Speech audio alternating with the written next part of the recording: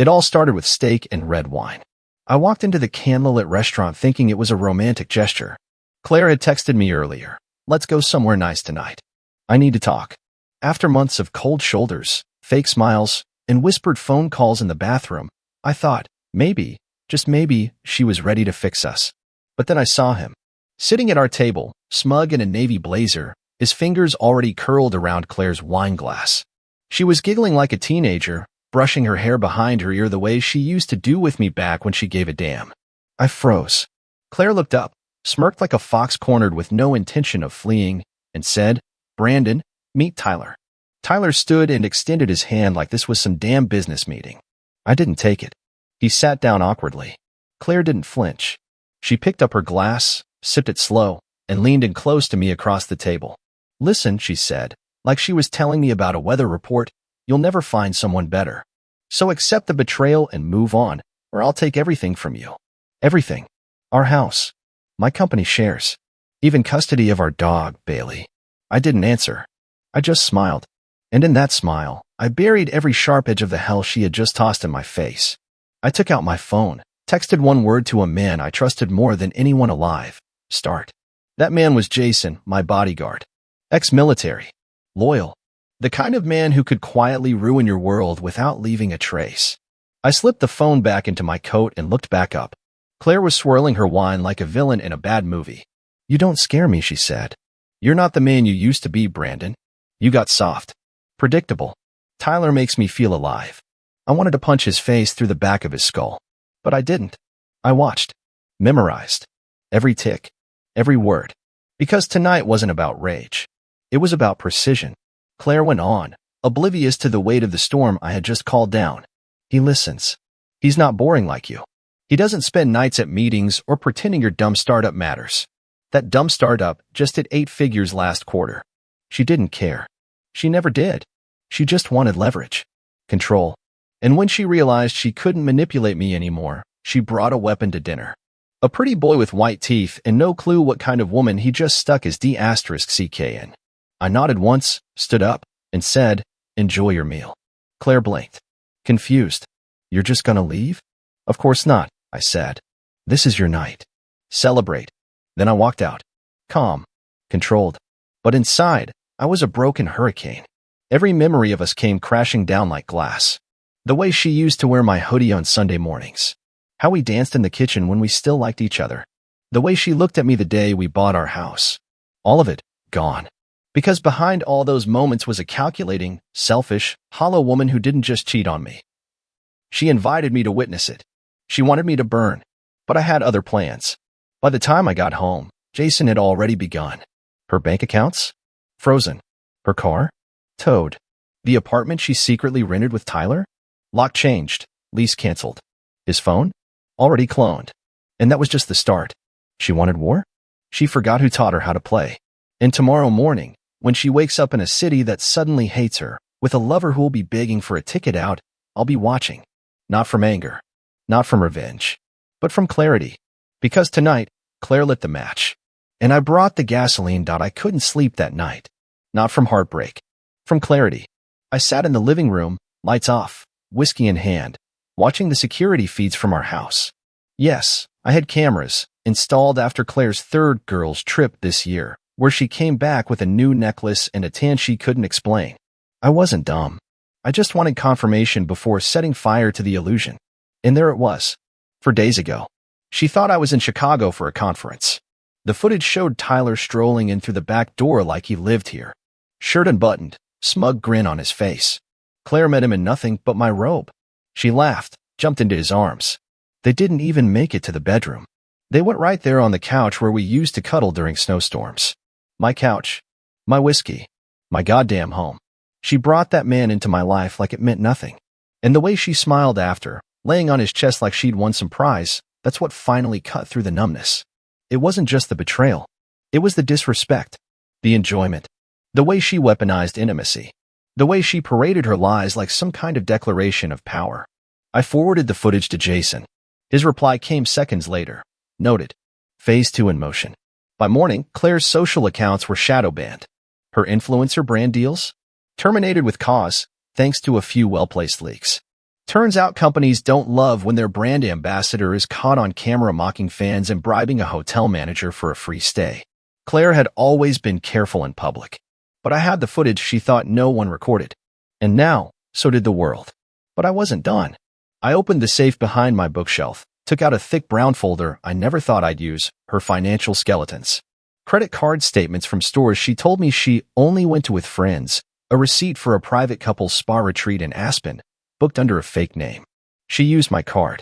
My money. I added it all to a drive, encrypted it, and mailed a copy to her father. The same man who shook my hand at our wedding and said, "If she ever betrays you, I'll deal with her myself." I doubt he meant it, but I'd love to see his face when he learns his perfect daughter was siphoning off our joint savings to spoil her boy toy. Claire had spun a web, sure, but I'd been walking through it quietly, collecting the strands. The final proof? A recording. It was 3 weeks old. Claire on a phone call, pacing the kitchen. "I don't care what Brandon thinks," she snapped. "He's not a real man anymore. I'll bleed him dry and leave him in a suit made of regret." I stared at that file for a long time before closing the laptop. Not because it shocked me, because it confirmed what I had finally accepted. She didn't love me.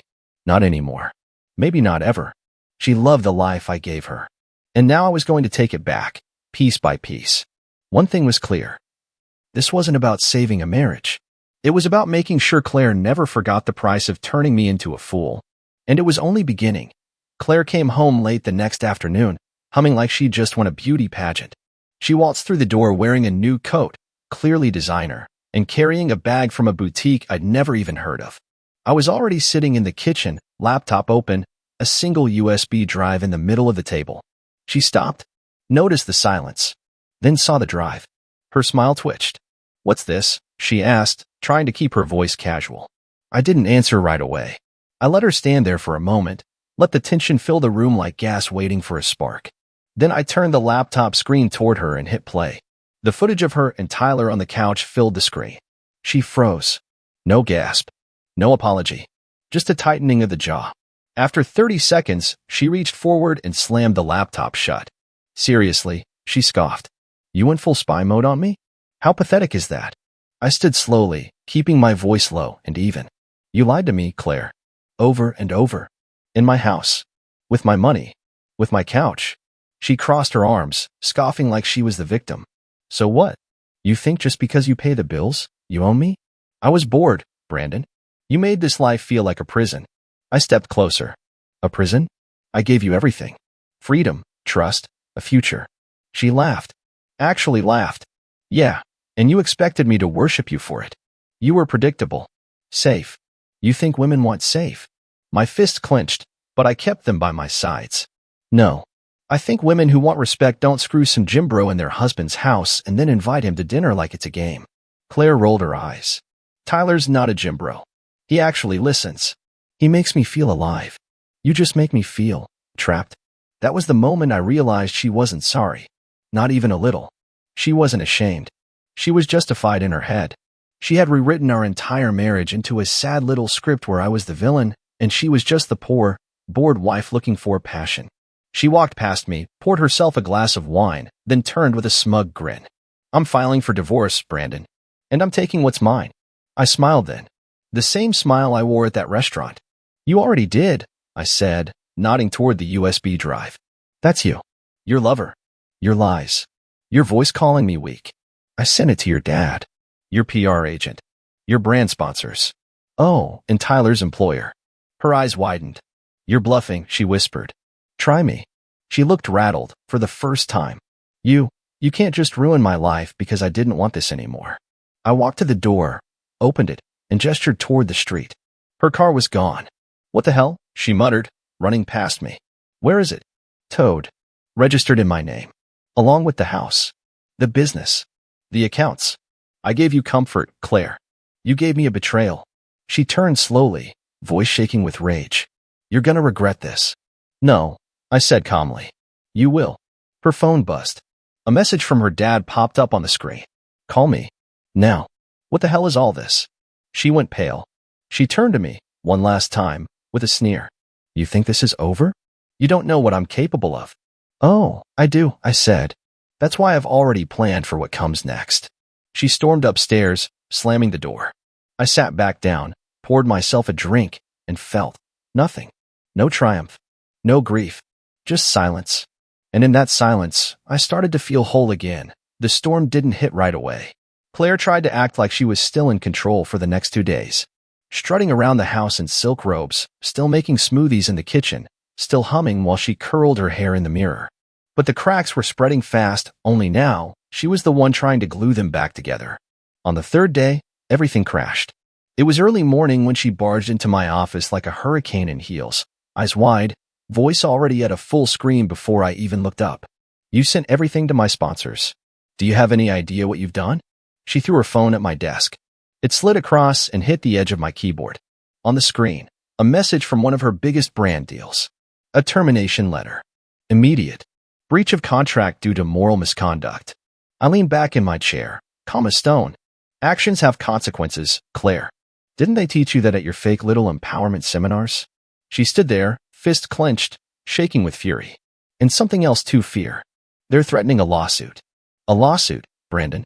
And Tyler's employer? Fired him. Fired him. I tilted my head. You should have read the employee conduct agreement before banging a married woman in her husband's living room. That's standard HR policy these days. She stormed forward and slammed her palms down on my desk. You're not a man.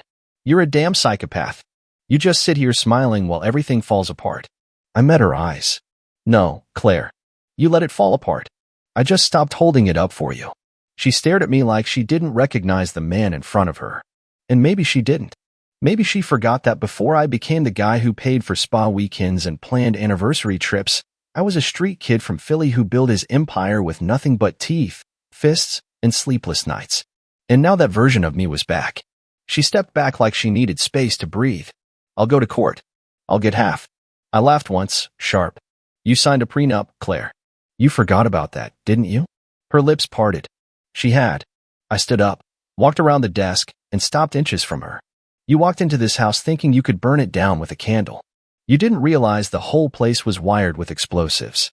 And I've got the trigger. She slapped me. Hard. It echoed. I didn't flinch. She stepped back, chest heaving. You can't do this to me. I made you. You were nothing before me. That lie was the last straw. Get out, I said. My voice was low, steady. Go pack whatever dignity you have left and get the hell out of my house. She didn't move. So I pulled out my phone, dialed one number. Jason. A few minutes later, there was a knock at the door. Jason entered, calm, expression unreadable, like always. He nodded once. Claire's face twisted. You're really doing this? You're going to have me removed like some stranger? No, I said, stepping aside. Like someone who stopped being my wife the second she invited her lover to dinner. Jason didn't touch her. He just stood there, silent and massive, until she finally broke. She grabbed her purse, stormed up the stairs, and came back down 20 minutes later dragging 2 suitcases. At the door, she turned back. This isn't over. I smiled. It already is. She slammed the door. The silence afterward was the loudest thing I'd ever heard. And it felt like peace. The silence after Claire left wasn't peaceful for long. Because betrayal doesn't just hit you once. It echoes. It crawls out of the shadows when you least expect it, whispering lies in the middle of the night, asking if you were ever enough, if any of it was ever real. I sat in the kitchen 2 nights later, whiskey in hand, staring at the untouched chair across from me, the one she used to sit in every morning with her fake smile and carefully filtered life. The chair still smelled faintly like her perfume, that nauseating sweet floral scent that used to drive me crazy in all the right ways. Now it just smelled like rot. Bailey, our golden retriever, lay by my feet, his head on his paws, confused. He kept walking to the front door, whining quietly like he expected her to come back. I didn't have the heart to tell him that the person he missed never actually existed. That night, my phone buzzed. It was a message from Tyler. I didn't know she was married when we started. She said you were her brother. I'm sorry, man. I stared at the screen, trying to figure out if I was angry, amused, or just done. Her brother? I replied. Next time you walk into a stranger's house, maybe don't screw his sister on the couch. Lesson learned. No reply. I scrolled up through old photos of Claire. Her fake laughs, carefully posed selfies, the staged anniversary post with captions like, "Still can't believe I got this lucky ring 2 hearts." Now I knew she probably took those photos minutes after texting Tyler something disgusting from the bathroom. Everything felt like a lie wrapped in a pretty bow. The next morning, I met with my lawyer. Divorce proceedings were now officially in motion. Claire, through her attorney, requested mediation. She claimed she was being emotionally abused and needed immediate access to our joint assets for mental health support. I handed my lawyer the recording of her saying she was going to bleed me dry. He smiled. She's not walking away with anything but regret. Later that day, her father called me. Brandon, he started, voice low, ashamed. I don't know what to say. I raised her better than this. No, you didn't, I said calmly. You raised her to believe consequences don't exist. He was quiet. Then he said, if you ever need a character witness in court, call me. I'm with you on this. Claire's own family was turning against her. Not because I asked. Because they saw what I saw now, who she really was when no one was watching. But the pain didn't vanish just because I was winning. There were moments, brutal little flashes, when I remembered the good times. The road trips. The night we camped under the stars. Her tears when I proposed. Her shaking hands when we bought our first home. Moments that felt real. But now? Now I didn't know if she was acting even then. That's the thing about betrayal. It turns all your memories into weapons. Even the good ones hurt. And while the world she built was crashing down, one frozen bank account, one canceled contract at a time, I sat alone in my victory, wondering why it didn't feel like winning. But I wasn't done yet. Claire had shattered everything, then demanded applause for it. Now she was going to learn what it felt like to lose something you can't get back. And I had one final card to play. I waited until her pride got the best of her. 3 weeks after she walked out, Claire posted a video on her backup account. A weak, crocodile tear-filled attempt at reclaiming sympathy. Her face glowed under soft lighting, hair done, makeup flawless, wearing a plain white shirt like she was suddenly humble. I made mistakes, she sniffled. But I'm human. I was trapped in a loveless marriage. I didn't cheat. I escaped. That last sentence? It lit a fire inside me I thought was long dead. I didn't just feel rage. I felt insulted. She escaped? No, she betrayed. She humiliated me publicly, dragged a man into our bed, mocked me at dinner, and threatened to take everything from me. And now she had the audacity to pretend she was the victim? I watched the video twice. Then I sent it to Jason with a single message. It's time. The final move wasn't loud. It wasn't a scandal or a punch. It was a whisper in the right ears, a few forwarded clips, a handful of carefully selected screenshots of her texts to Tyler, her mocking me in private chats, the call recordings where she plotted to fake emotional abuse for court sympathy. I didn't post them myself. That would be messy. But the internet? The internet has a way of sniffing out liars. Within 48 hours, her video had triple the views, but for all the wrong reasons. Comment after comment tore through her facade like wildfire. Didn't you sleep with your husband's employee? This you. Screenshot attached of her laughing about using men for money. You escaped? Or got exposed? Her second sponsor dropped her. Her PR firm released a statement of immediate termination of representation. And Tyler? Tyler filed a restraining order. Turns out, she was blowing up his life too, texting him 30 times a day, threatening to expose things about his past if he didn't take her back. He never replied. Smart move, for once. Then came the message that sealed everything. It was from Claire. She called. I let it ring. Then she texted. Congratulations. You won. Hope it was worth destroying someone you once loved. I stared at that message for a long time. Then I wrote back. No, I didn't destroy you. I just stopped protecting you. She left it on read. That night, I sat on the back porch with Bailey beside me, staring at the stars. For the first time in what felt like forever, I wasn't plotting. I wasn't calculating my next move. I was just breathing. Free. The house felt different now. Lighter. The air wasn't thick with tension and unspoken words.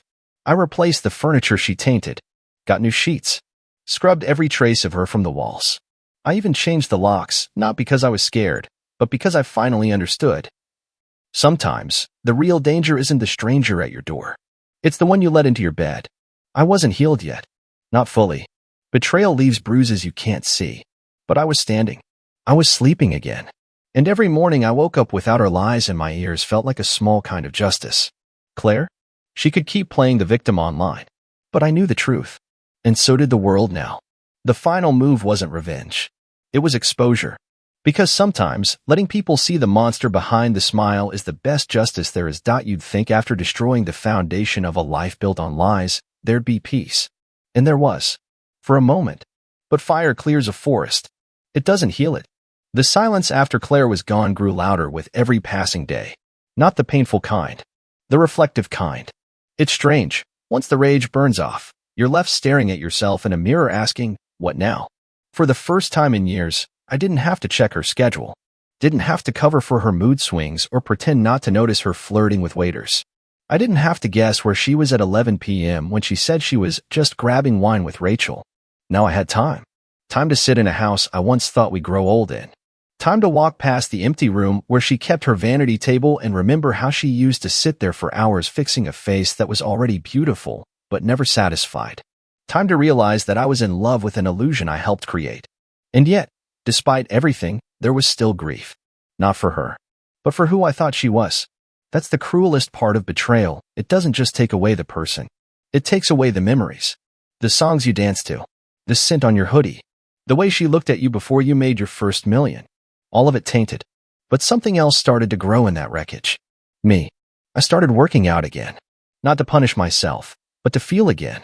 To remember what it meant to take care of something I'd neglected. Myself. I reconnected with friends I hadn't seen in months. Some of them knew what was going on but stayed silent. Others admitted they suspected. But none of that mattered. What mattered was the conversations, the laughter, the reminder that life existed outside of her chaos. I even booked a trip to Montana of all places. Just me and nature. No phone. No news. No whispers of her name echoing in my inbox. Out there, under a sky untainted by her lies, I realized something important. She didn't ruin me. She revealed me. Revealed how much I tolerated. How far I've been to make someone else comfortable while suffocating in silence. She showed me what I was willing to sacrifice for someone who wouldn't even flinch to see me bleed. And now? Now, I wasn't angry anymore. I was awake. I'd started therapy too. Not because I was broken, but because I needed help understanding why I let someone like Claire rewrite my worth for so long. The therapist asked me once, what was the moment you knew she didn't love you anymore? I thought about it, and I told her. When she invited me to dinner and smiled while sitting beside the man she betrayed me with. When she looked me in the eyes and said, you'll never find someone better. That wasn't just betrayal. That was declaration. That was her saying, I own your pain now. But she didn't. Because pain is just a tool. You can drown in it, or sharpen it into something that cuts back. I chose the latter. And as the weeks passed, my silence became something stronger than revenge. It became distance. And distance is the one thing a woman like Claire can't control. Because once you're out of her orbit, you start to see how small her universe really was. If you're reading this, and you're standing where I once stood confused, humiliated, furious, I want to tell you something that no one told me. You are not weak for loving the wrong person. You are not stupid for trusting her. You're not a fool because you believed in forever with someone who only believed in convenience. I used to lie awake at night, playing the reel in my head, the dinner, the betrayal, the way she laughed like it was nothing. And I'd wonder, was I blind? Was it all my fault? The answer is complicated, but honest? No, it wasn't. Claire didn't cheat because I lacked something. She cheated because she lacked everything that makes a person worthy of loyalty, accountability, empathy, discipline. She was a firework, loud, blinding, beautiful from a distance, and ultimately empty after it burns. I didn't lose a wife. I shed a parasite. And in her place, I found something more valuable than forgiveness or closure. I found me. I started writing again. Not for a blog, not for social media likes, but for me. Journals filled with thoughts I never said out loud during our marriage. Rage, yes, but also memories, regrets, lessons, like this one. You can't fix someone who benefits from staying broken. Claire didn't want to be saved. She wanted to be worshipped. She needed attention the way most people need oxygen. And when I stopped feeding her ego, she found someone who would for a little while. Tyler? He disappeared. Deleted all his socials, apparently moved states. Last I heard, he tried to apply for a job in a new firm, but my forwarded evidence got there first. HR flagged him, turned him down. Claire left him in the wind the moment he became inconvenient. Classic. As for her, she's still trying to rebuild. Desperately. I've seen the fake apologies she's posted. The attempts to rebrand. But people remember. The internet doesn't forget. And karma, oh, Karma has a nasty habit of showing up late but in heels. I don't check her page anymore. I don't need to. Because I won. Not in court, not online. I won in peace. And waking up without a knot in my stomach. And knowing the house is mine again, quiet, real, sacred. And being able to laugh without wondering what it'll cost later. And holding Bailey and knowing that I'm finally protecting both of us from the storm that was her. So what would I tell the next man? Here's what. If she mocks you, manipulates you, makes you question your sanity, leave. If she crosses the line and tells you to accept the betrayal, burn the map, and build a new world. If she brings her lover to dinner and dares you to stay quiet, smile, nod, and let her see what silence is capable of. You don't need revenge. You need dignity. You need to reclaim your time, your breath, your worth. And above all, you need to know that what she destroyed was never stronger than what she awakened in you. So go. Rebuild. Live better. Let her memory rot in the place where weak men drown and strong men rise. Because love didn't break you. It just handed you the knife. And now you know what to cut. I stood in the hallway, barefoot on the cold tiles, still gripping the red wine bottle I brought home for our anniversary dinner. The smell of roasted chicken filled the house, the one I started cooking before heading out to pick up the wine. There were candles lit in the dining room, soft jazz playing from the Bluetooth speaker. Everything was perfect, or so I thought, until I heard her voice from upstairs. Her bedroom voice. You know you're the only one who can make me feel this way. At first, my brain didn't connect the dots. Maybe she was on the phone. Maybe she was watching a movie. But then came a sound that snapped the air out of my lungs. A breathy moan followed by a man's voice saying, "You drive me crazy, Claire." Claire, my wife. The woman who, just this morning, kissed me goodbye like nothing in the world was wrong. The same woman who made me promise to be home by 7 sharp because she had a special surprise planned for me. I didn't walk up the stairs. I floated, like some ghost version of myself, detached and silent. Each step felt like I was dragging the weight of every anniversary, every trip, every laugh we ever shared. I stopped at our bedroom door, left slightly ajar, her bra dangling from the doorknob like some kind of mocking flag. I pushed it open. There she was, Claire, my wife of 7 years, on top of some gym-built, tatted-up man I didn't recognize. Her hair was a mess, makeup smeared, hips moving like she forgot everything that ever mattered in her life before this moment. And then she saw me. For half a second, her eyes widened in horror. Not guilt, not shame, just annoyance. Like I just walked in and spoiled a movie ending. She didn't even bother covering herself. Didn't scream. Didn't run. Instead, she slowly slid off the guy, grabbed a silk robe from the floor, and muttered, "Ethan, Jesus, you weren't supposed to be home yet." The guy just stared, frozen, his mouth slightly open like a deer caught in headlights. I didn't even look at him. My eyes were glued to Claire. I couldn't speak. My lips moved, but no sound came out. My hands shook. She walked toward me, calm, like this was a misunderstanding, like this was normal. "Don't make this bigger than it is," she said. "It's just one night with another man. Don't turn it into a tragedy." That line, that cold, heartless line, it hit me harder than the image burned into my skull. Just one night. As if our vows didn't matter. As if I was some fool who should swallow betrayal like a sleeping pill and get over it by morning. She reached for my arm. I flinched back. "Ethan, come on. We haven't been connected lately. You've been working late. You're always tired. I needed this." That's what she said. Like I was the reason she ended up doing the horizontal tango with another man in our bed on the night of our anniversary. The guy started getting dressed in a panic. I still hadn't said a word. "You don't need to leave," she snapped at him. "He's not going to do anything." Not going to do anything? She underestimated just how broken I felt in that moment. Not violent. Not angry. Just shattered. I turned, walked downstairs, sat at the dining table. Chicken was still hot. Candles flickering. 2 plates set, one with her favorite wine glass beside it. I heard her footsteps follow, heard her robe dragging along the wooden floor. She sat across from me, like nothing happened. "Can we talk like adults, please?" I looked at her. This woman I used to adore, now a stranger with a smug face, sitting in the aftermath of her own betrayal, asking me to treat it like a simple argument. I finally spoke. "You planned a romantic dinner with me, while planning to screw someone else upstairs." Her reply? "No, it just happened. He came by. One thing led to another. Don't be dramatic." That's when something snapped in me. Not rage, but the horrifying realization that this wasn't her first time.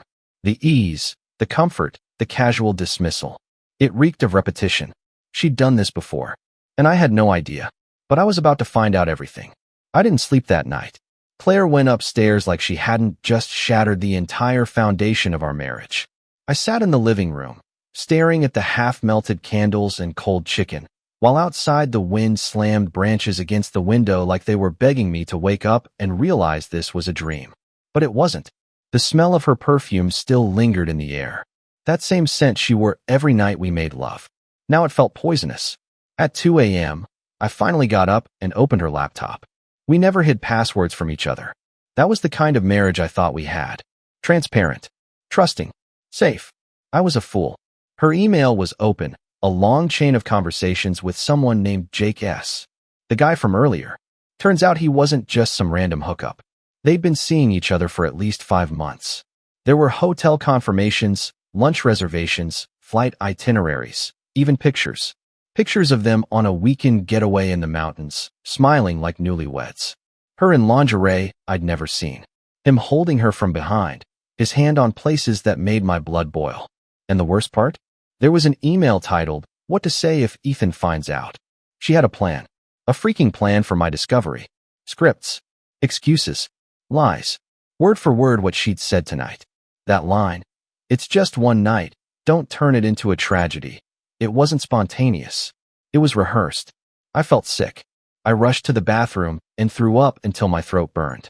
Then I stared at myself in the mirror. Eyes bloodshot. Pale. Broken. Claire didn't just cheat. She manipulated, strategized, prepared. This wasn't a mistake. It was war. I printed every email, every picture, every receipt.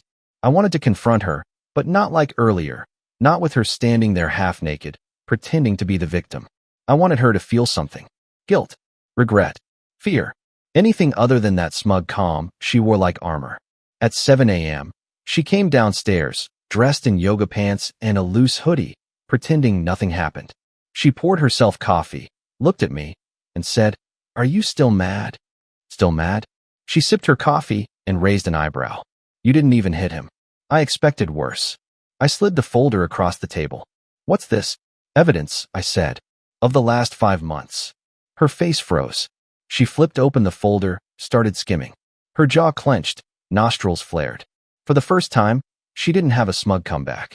Then she closed it and said, "So you've been spying on me now?" Cute. No apology. No remorse. Just defense.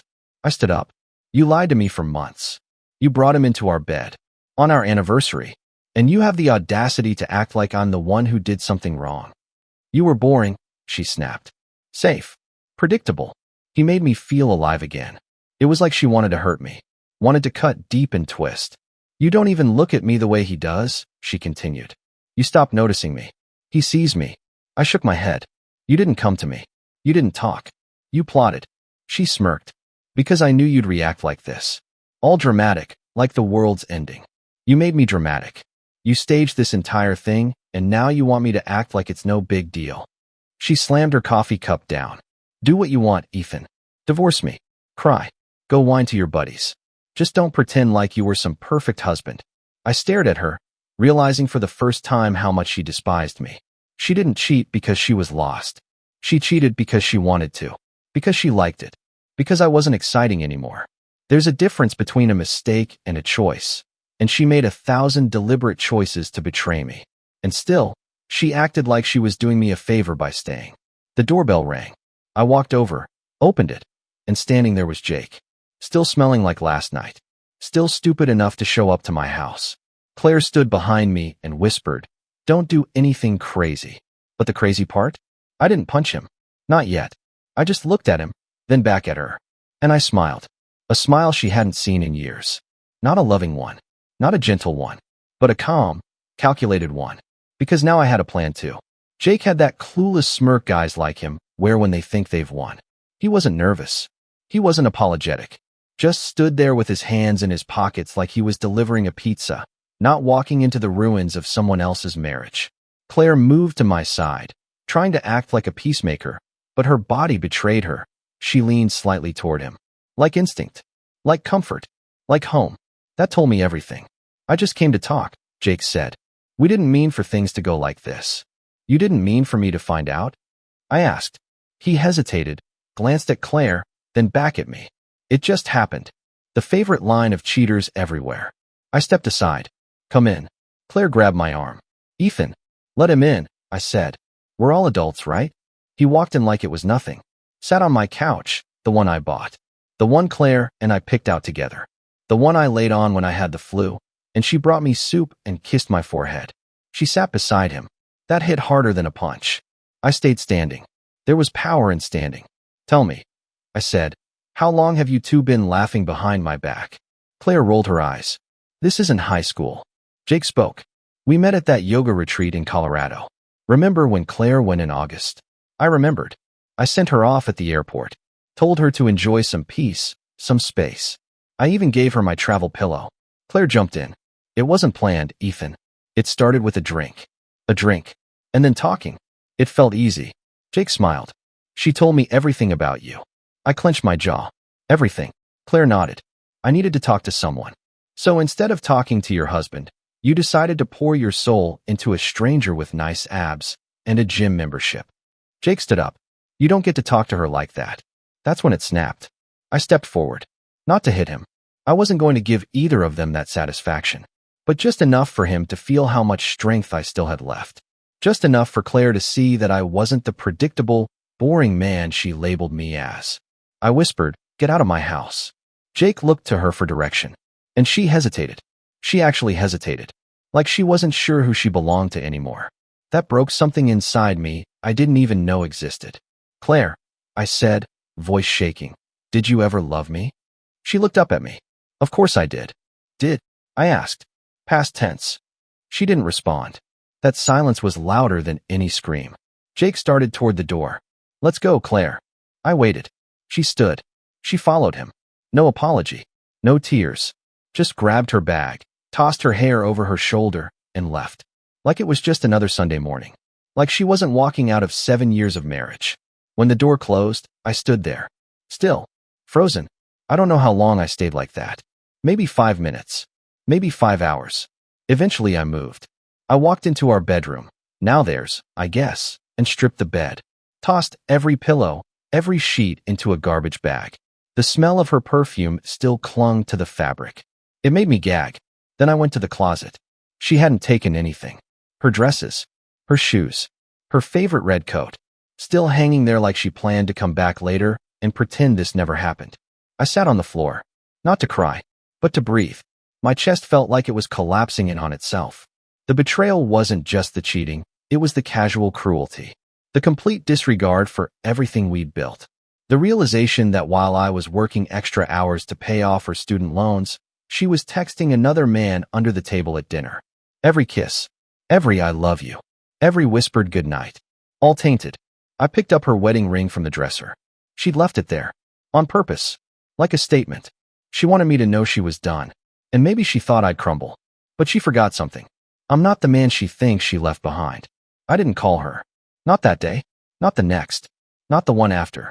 I knew she was expecting it. A flood of desperate texts, angry voicemails, maybe a dramatic public scene. But I gave her silence. That was the only thing she wasn't ready for. By the end of the week, I changed the locks. Froze our joint accounts. Canceled her access to everything. The streaming services, the credit cards, even the shared calendar where she used to add fake spa days that were really hotel meetups. That same day, I got a call from her sister, Lauren. Ethan, what the hell is going on? Claire's staying with me, and she's crying like you threw her into the street. I laughed. A dry, humorless sound. That's one way to describe it. She said you embarrassed her in front of her friend and acted like a psycho. She forget to mention she was cheating? Dead silence. Then, are you serious? She's been seeing that guy for months, Lauren. She slept with him in our bed. On our anniversary. Another pause. This one longer. I'm sorry, Lauren finally said. I didn't know. She told me you two were just taking space. That things were mutual. Yeah, her and Jake were real mutual that night. She sighed. I can't believe her. Well, believe it. And if she's staying with you, you might want to hide the married dads in your building. Seems to be her type. I hung up. That was the moment I realized how far she'd gone. Not just cheating, but spinning some victim story to her family to stay clean. Classic Claire. A week later, she texted, "Can we talk?" I left it on read. 3 hours later, another one. "You're really just going to ghost me after 7 years?" No, not ghosting. It was called boundaries. She tried calling next. I let it ring. Over and over. 10 missed calls by midnight. By morning, she was outside my house. Knocking. I watched from the window. She looked different. Less put together. Hair messy, sweatshirt too big, that red coat from the closet still hanging off her like a memory. She paced on the porch, rubbed her hands together like she was building up courage. I opened the door just wide enough for her to see me. "Ethan," she breathed.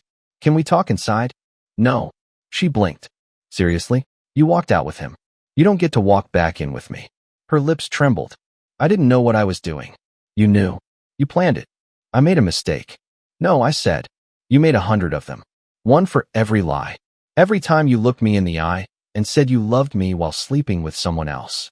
She was quiet. Then, desperate, "I miss you." Too bad. Tears welled in her eyes. Real ones, maybe. But I'd seen her cry before, at her cousin's wedding, at movies, when I caught her maxing out our card on designer heels. The tears were always convenient. Always a weapon. Can we just talk? Please." I stepped outside, closing the door behind me. "We'll talk," I said. "But you're not coming back in." She nodded slowly. "Okay."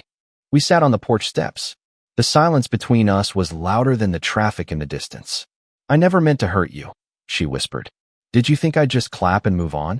I thought you'd understand." That word again. Understand. Like I was too stupid to grasp the complexities of betrayal. "I understand you didn't respect me," I said. "I understand you didn't love me the way I loved you. I understand that you needed something I couldn't give." She looked down. "It wasn't about you. It was exactly about me. I was lonely. So was I, Claire. You think I didn't feel you slipping away? You think I didn't notice when you stopped laughing at my jokes or stopped touching me unless you wanted something? I noticed. I just kept trying. I'm sorry." "No, you're not. You're sorry it went sideways. You're sorry I didn't take it like a good little doormat."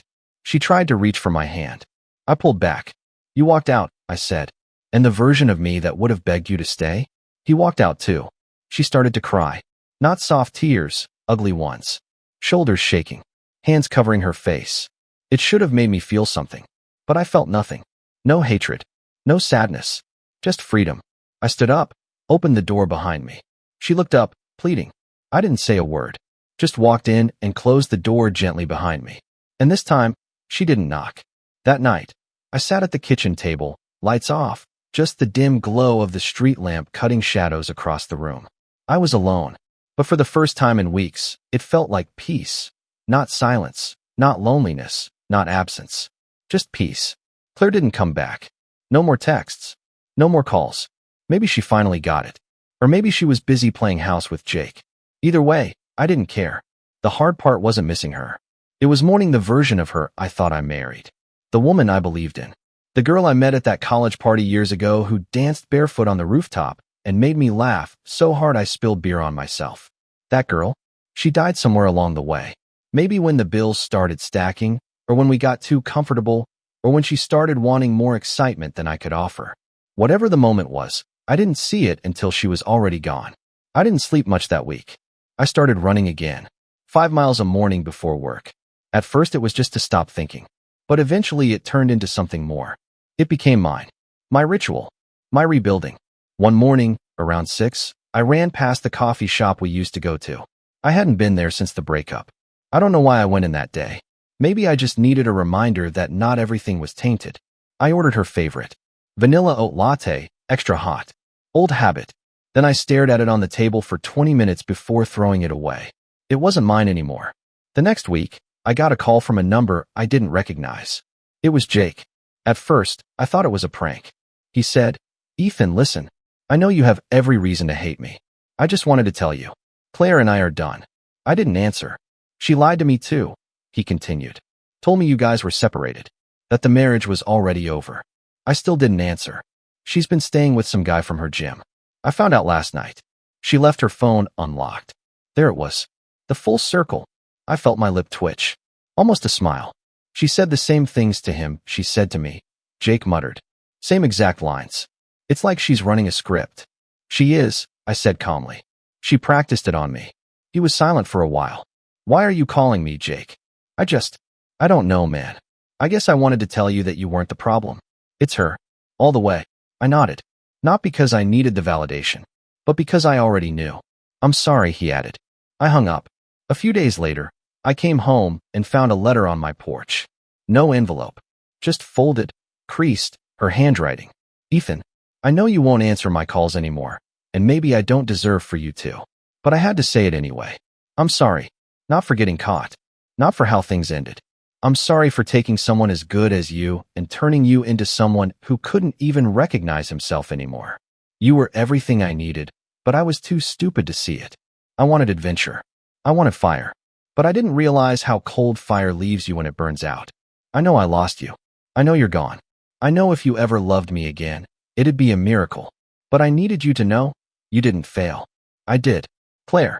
I read it once. Then I tore it in half and tossed it in the trash. Not out of anger. Out of finality. Sometimes closure doesn't come in grand gestures or deep conversations. Sometimes it comes in a quiet moment where you realize you feel nothing. Not hate. Not sadness. Just done. I started redecorating. New sheets. New paint. Donated every stupid thing that had her scent or signature all over it. Even the couch. Gave it to a neighbor who just moved in with his girlfriend. Looks new, he said. It's barely been used, I answered. And that was true, in more ways than one. A few months passed. I started laughing again. Meeting friends. Rebuilding pieces of me I didn't even know were broken. I wasn't the same man anymore. I was sharper. Wiser. A little colder, maybe. But stronger. One night, I got a message on Instagram from a girl I went to high school with. We talked. Nothing serious. Just stories, jokes, memories. But something about it felt easy. No drama. No guessing. No code words for betrayal. She said, "You seem different." I replied, "I had to be." And I meant it. We met for coffee the following week. Her name was Danielle. She wore a green coat and smiled like she didn't carry daggers behind her teeth. It was disarming in the best way. I won't lie. I was nervous. Not because I thought she'd hurt me, but because I wasn't sure if I even knew how to be someone's anything anymore. My trust was like cracked glass, still holding, but under pressure, one tap away from shattering again. But she didn't push, didn't probe, just listened, and laughed at my sarcasm, even when it wasn't funny. Somewhere between the second coffee and a long walk through the park, I found myself telling her everything. Not the sanitized version, the real version. About Claire, about Jake, about the wine bottle, the bedroom, the printed emails. All of it. Danielle didn't interrupt once. She just nodded. Her eyes didn't flinch. And when I was done, she said something I didn't expect. She didn't deserve the man who printed receipts instead of lighting the whole place on fire. I smiled for real this time. That night, I didn't text Claire back, even though I saw she'd messaged again. "Hope you're okay.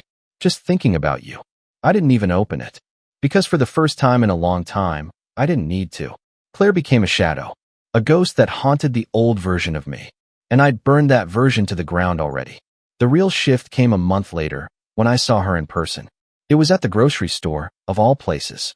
I was in the frozen aisle, grabbing a pizza. She turned the corner with a cart full of wine and salad kits. She stopped dead when she saw me. I saw that flicker of guilt, that rehearsed expression she probably used on the new guy whenever he caught her lying. I didn't say a word, just nodded once. She smiled nervously. "Hey." I looked her in the eyes, calm as ever. "Take care, Claire." She blinked. "That's it. What else is there?" She opened her mouth, then closed it. Something broke in her expression, not pride, not anger. Maybe the realization that I had nothing left for her. No attention, no fight, no care. I walked past her, didn't look back. That was the real ending. Not the letter, not the argument, not the night she left with Jake. It was that moment in the aisle when she realized she didn't just lose a husband. She lost access to a version of herself she could manipulate. And I walked out of that store with a frozen pepperoni pizza and my spine fully intact. Now I laugh more. I sleep without waking up in a cold sweat. I go to the gym, not to punish myself, but because I want to feel strong again, inside and out. Danielle and I talk a few times a week. It's not love yet. Maybe it never will be. But it's clean. It's honest. and it doesn't feel like a battlefield. Sometimes I still think about Claire, not with longing, not even with hate. Just curiosity, like someone remembers a strange dream they once had. Fuzzy, unreal, a little ridiculous in hindsight. If you're reading this because you're standing in the wreckage of betrayal, wondering if you'll ever feel normal again, I'll tell you something I wish someone told me. It gets better. Not in a cliché, Instagram quote way. In the real, gritty, earned way. You stop bleeding. You stop shaking. And one day, without warning, you stop waiting for her to come back. Because you're already gone. It was a Tuesday when I finally took off my ring. Not out of anger. Not because I needed a moment of drama or symbolism. I just looked down while washing my hands, noticed how the skin beneath had gone pale and smooth, untouched by air for years, and I slipped it off. Quietly, set it on the counter, stared at it for a second, then walked away. Funny how something that once felt like armor can start to feel like a shackle. I didn't tell anyone, not even Danielle. She wasn't the rebound type. She wasn't waiting to fill a space or heal a wound. She was just there, steady, present. Like a lighthouse in a storm I didn't even realize I'd been stuck in until the waters calmed. She never asked for details. She didn't need to hear more about Claire. Didn't pry into my past like it was hers to collect. Instead, she just listened when I offered, and when I didn't, she filled the space with warmth instead of pressure. One night, we sat on her couch watching a documentary neither of us really cared about. She fell asleep halfway through, head resting on my shoulder, hand barely touching mine. And I remember thinking, this is what it should have felt like. Not fireworks and danger and walking on eggshells. Not checking her phone screen reflected in a mirror or listening for her voice change when she answered a call. Just peace. Claire taught me a lot. Taught me how to spot a lie dressed as concern. Taught me that not all I love yous come with loyalty. That passion without respect is just chaos in a prettier dress. And that betrayal doesn't always scream. Sometimes it whispers. The real pain? It wasn't even her cheating. It was everything before it. The slow withdrawal. The half hugs. The distracted dinners. The nights she turned away without saying goodnight, claiming she was tired, when in truth, she'd given everything she had to someone else already.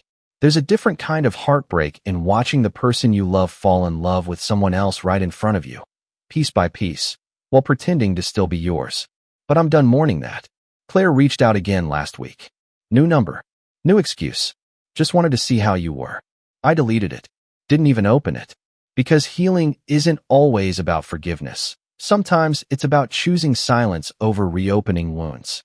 She doesn't get access anymore. Not to me. Not to my peace. She gave that up when she decided one night with another man wasn't a tragedy. I've had tragic days. But now I have good ones too. Simple ones. Like walking past our old restaurant without flinching. Like hearing our song in an Uber and not changing the station. Like watching Danielle laugh at something dumb and realizing I'm smiling without even thinking about it. The scars are still there. I don't pretend otherwise. I see them every time I look in the mirror and remember who I used to be. But I also see the man I am now. And I like him better. The last time I saw Claire was by accident. I was walking out of a bookstore. Yeah, a bookstore, of all places, holding a gift I picked out for Danielle. A novel she'd mentioned loving as a teenager. I was thinking about wrapping it in that paper with little gold stars, maybe surprising her after dinner. Then I heard my name. Soft. Almost hopeful. Ethan. I turned, and there she was. Claire. Same eyes, but tired now. Less fire, more flicker. Her hair pulled into a rushed bun. A coat too big on her frame, like it belonged to someone else. There was something hollow in her smile, like she was wearing it out of habit. I didn't say anything. She looked at the book in my hand. For someone. I nodded. She hesitated. Then, is she good to you? The question didn't sting. It didn't rattle me. It just made me realize how long it had been since I felt unsafe in someone's presence. She's honest, I said. And she laughs at my dumb jokes. Claire laughed too, back then. But it was different. Lighter now. I'm glad, she said, and I think she meant it. There was a silence. Not the kind that begged for more. Just a quiet that settled like dust between two people who used to share everything and now shared nothing. I hope you're doing better, I added. She nodded slowly. Trying. And that was it. No long apology. No desperate plea. Just two people, once in love, now standing on opposite shores of their lives, finally understanding there's no bridge left to cross. I walked away, didn't look back. That night, I gave Danielle the book wrapped in the gold star paper. She smiled like I'd just handed her a piece of the moon. And that's when I knew. I wasn't angry anymore. I wasn't broken. I wasn't waiting for closure. I had built something new out of the wreckage. Stronger, quieter, real. So here's what I'd say to the man who's reading this. The one who's just found the messages, or the hotel receipts, or the late-night whispers not meant for him. Yes, it hurts. God, it'll tear something out of you that you'll never get back. But in that space, you'll build something better. And one day, when she says, "Don't turn it into a tragedy," you'll smile. Because you didn't. You turned it into your beginning. Just hours before I was supposed to say, "I do," while the hotel suite buzzed with groomsmen, half-drunk champagne, and rented tuxedos, a bellboy knocked on my door. "Package for Mr. Tyler Green," he said, holding a small, matte black gift box with a silver ribbon. I wasn't expecting anything. The note attached had no name, no return address, just 5 words scratched in uneven handwriting. "Open this when you're alone." Curious, I waited until everyone left the suite to get dressed before the ceremony. The silence hit hard. You know that kind of quiet that feels wrong. That's what it felt like as I slowly untied the ribbon, popped the lid, and saw the contents inside. Inside the box was a flash drive and a Polaroid. The photo? My fiancée, Madison, naked except for a thong, riding some smug-looking guy on a leather couch I didn't recognize. Her face was turned to the side, eyes closed, mouth open like she was enjoying every damn second of it. The timestamp in the corner? 2 nights ago. 2 nights before our wedding. The flash drive was worse. It had videos. At least 4 of them. Same couch. Same smug guy. Different positions. Different days. One video had her laughing into the camera and saying, "This stays between us, okay?" Tyler would literally have a heart attack if he knew. I couldn't breathe. My knees buckled like a folding chair under an elephant. My entire chest tightened like someone cinched a belt around it and wouldn't let go. I threw the box across the room. The flash drive clattered under the dresser. I stared at the photo again, still clutched in my hand, like if I stared long enough, it would morph into something else, anything else. But it didn't. That was Madison, the woman I'd known for 5 years, the woman I thought I was going to grow old with. And now I saw what she really was. I took off my wedding ring and threw it in the toilet. Flushed it, just like she flushed every vow she ever spoke to me. I turned off my phone, left it on the sink, grabbed my wallet, walked out of the hotel in nothing but my dress shirt and slacks. I vanished. No calls, no texts, no explanations. I disappeared like a ghost. And for a whole year, no one heard from me. Until last week. My mom called. I almost didn't answer. But something in me, it pulled. Her voice cracked on the line. "I need to tell you something, Tyler, something about that day, your wedding day. The box. The videos. I didn't want you to find out like that. I didn't know until recently who sent it." I stood there frozen, one hand gripping the burner phone, one hand clenched in a fist. "What are you talking about?" I asked, even though deep down I already knew. She paused. It was her own sister. She sent it. Silence. She wanted to ruin the wedding. She and Madison were fighting for months over a man. I felt like the air got knocked out of me, like I got hit by a train but stayed conscious for the pain. "What man?" I whispered, and my mom's next words hit harder than everything I had seen in that damn box. "Your best man. Jason. Jason. My best friend since 3rd grade. The guy who helped me plan the proposal.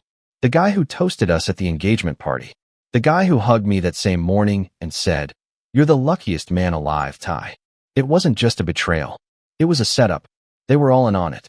All laughing behind my back. All counting down the hours to my humiliation. And worst of all, I was the only one who didn't see it. I didn't sleep that night after the call with my mom. I sat on the edge of the motel bed in Nashville, staring at the peeling wallpaper, thinking about all the times I should have known. The way Madison used to leave the room when Jason called. The extra long hugs between them. The quick glances. The weird silences whenever I walked in on them talking. I remembered one time, maybe 4 months before the wedding, when I came home early from work. Madison was in the kitchen, hair messy, wearing one of my old t-shirts, and Jason was there too, holding a glass of whiskey like he owned the place. "Didn't know you'd be back so soon," she said, flustered, wiping her lips with the back of her hand. Jason didn't even look fazed. I thought I was paranoid back then. I actually apologized for making it awkward. Looking back now, I want to punch my past self in the face. The next morning after Mom's call, I went out and bought a new phone. Not because I wanted to be found, but because I wanted to find answers. I called Madison's sister, Claire. She answered on the second ring, voice sharp like a knife that had just drawn blood. So, you finally crawled out from whatever hole you've been hiding in. I ignored that. Why did you do it? I asked. Why send me that box? Claire scoffed. Because someone had to show you. Madison was never going to tell you the truth. And Jason? He would have toasted you at the altar with one hand and banged your wife with the other. You could have told me face to face, I said. You would have never believed me, she snapped. You were blind, Tyler. All of us saw it. You walked around like some love-struck idiot while Madison lied through her teeth every single day. Why'd you wait until the wedding day? I asked, my voice rising. Claire paused, then whispered something I didn't expect. Because she told me she was pregnant with his kid. I froze. What? She didn't know if it was yours or Jason's. She said she'd figure it out after the wedding. I couldn't let that happen. My hands were shaking. I felt sick. A child? Was I about to raise another man's kid and never know? The rage that surged through me wasn't loud. It wasn't explosive. It was quiet. Cold. Heavy. Like a weight strapped to my spine. I ended the call without another word. That afternoon, I did something I never thought I'd do. I called Jason. He picked up with a cheerful, Tyler? Is that you, bro? Man, where the hell have you been? I said nothing. He kept going. Listen, I get that you were shocked. What happened with Madison? Yeah, that was messed up. But you know how emotions get, right? She was confused. I didn't mean. I cut him off. You were my best man. You were supposed to protect me. Silence. You used to sleep on my couch in college when your girlfriend dumped you. I paid your bail when you got arrested in Vegas. I was going to make you my kid's godfather, Jason. Ty, I hope it was worth it, I said. Because I'm coming back. And I'm not letting this slide. I hung up. And for the first time in a year, I felt alive again. Not healed. Not okay. But ready. Ready to confront the people who tore my life apart. Ready to see Madison again. Ready to hear her lies straight from her beautiful, venom-coated lips. Because this wasn't just about betrayal anymore. It was about truth. And I wasn't going to stop until I had every last piece of it. I returned to Chicago on a cloudy Wednesday, wearing the same jacket I left in. It still smelled like stale whiskey and regret. The city hadn't changed, but I had. I didn't call anyone. Didn't warn anyone. Just walked through the doors of Madison's high-rise apartment building like a ghost from the past. Her doorman froze when he saw me. Mr. Green? I thought you moved. I'm just here to pick something up. I lied. I didn't know him the truth. I took the elevator to the 14th floor. My palms were sweating. My heart was racing. But my eyes? Cold as ice. She answered the door in yoga pants and a silk robe. No makeup. Hair in a bun. She looked normal, like she hadn't ruined my entire life. The moment she saw me, her smile died. Tyler. Hey, Mads. My voice was flat. Miss me. She stood there frozen for a second, then opened the door wider and stepped aside. Come in. I walked in and looked around. The place looked untouched, like she had frozen time the moment I vanished. Same couch. Same framed engagement photo on the shelf. Us, laughing on a beach in Cabo. I wanted to smash it. I thought you were dead, she whispered behind me. No, I said, turning to face her. Just disgusted. She flinched like I slapped her. Good. I didn't know Claire sent that box, she said quickly, already launching into damage control. I never meant for you to find out like that. But it was all true, I interrupted. Wasn't it? She bit her lip, looked down, then nodded. Yes. Why? Madison looked at me like I was stupid, like she couldn't believe I still needed to ask. You were boring, Tyler, she said, voice venomous now. Predictable. You did everything right, and somehow, that made you wrong. You never made me feel anything. Jason made me feel alive. I actually laughed. Not because it was funny, but because it was so pathetic. You know what made me feel alive? I said, walking out on you. Watching your whole house of lies burn from a distance. She crossed her arms. You think you're some kind of hero for leaving? You humiliated me. People whispered about me for months. You destroyed my reputation. You destroyed us the moment you climbed on top of my best friend. She had the nerve to look annoyed. Oh, please, don't act like some innocent saint. You worked 60-hour weeks. You didn't notice when I got my hair done. You didn't touch me unless I asked. You think that's love? My jaw clenched. You cheated because I didn't compliment your haircut? No, she snapped. I cheated because I could. And because he was there. And because I liked it. That last part, because I liked it, that broke something in me. All the rage I'd buried for a year came roaring to the surface. I walked right up to her, looked her dead in the eyes. Is the baby his? I asked. She froze. What baby? She lied instantly. Claire told me. Her face turned pale. Then red. Then pale again. I got rid of it, she said after a long pause. Didn't want either of you to have the satisfaction. You are something else, I muttered. She shrugged. You love the idea of me. Not the real me. I nodded slowly. You're right. The real you is a disgusting, selfish, backstabbing fraud. And I'm finally done pretending I ever knew who you were. I walked toward the door. She didn't stop me. Just before I left, she said, You don't scare me, Tyler. You're just a guy who ran away. I turned around and smiled. No, Madison. I'm the guy who's back. And this time, I'm not leaving quietly. After walking out of Madison's apartment, I didn't go home. Hell, I didn't even have a home anymore. I was still living out of cheap motels and rental cars. But that night, I didn't need a bed. I needed a plan. Jason thought I was gone. He thought I was some broken man, licking my wounds in some forest cabin. He had no idea I'd been collecting pieces of the puzzle all year, watching from the shadows. I hadn't been hiding, I was hunting. And now, I had just one move left. I drove across town to a bar near Lincoln Park. The kind of place where secrets sink into spilled bourbon and the jukebox drowns confessions. My old college buddy, Brandon, bartended there. He was one of the few who didn't turn on me after I vanished. He thought I was in rehab. Let him think that. It was easier than explaining the truth. He saw me walk in and froze mid-pour. Tyler? Holy, man, is that really you? I gave him a nod and sat at the far end of the bar. You look like SH*T, he said with a grin, pouring me a double. Feel worse, I replied. Listen, I need a favor. Brandon leaned in. Tell me. I slid him a photo, Jason and Madison together, lips locked in some upscale rooftop bar from months ago. One of the first photos Claire had anonymously forwarded me during my disappearance. I need everything you've heard about him. Who he's been talking to. Where he goes. Who he's seeing now. Brandon nodded slowly, eyes scanning the image. He comes in here sometimes. Big spender. Always with that arrogant smirk like he owns the world. But yeah, I've seen him. And he's not with Madison anymore. That caught my attention. Who then? Brandon hesitated, then reached under the counter and pulled out a small security screenshot printed from the camera feed. It was Jason. And next to him, a woman I recognized immediately, Claire. My jaw nearly hit the bar. You've got to be kidding me. Brandon just raised an eyebrow. You want my opinion? He said. I think Claire was never trying to help you, bro. She just wanted to take Madison's place. I sat back in my stool, stunned. All this time, I thought Claire was the one person who gave a damn. The whistleblower. The one who tried to stop the wedding because she cared. But maybe she just wanted the spot for herself. Maybe she wanted Jason and her sister's life. Suddenly, everything twisted. The box. The flash drive. The call to my mom. It had all been carefully timed. My thoughts spiraled. Did Claire set this whole thing up? Did Madison even know she was being played?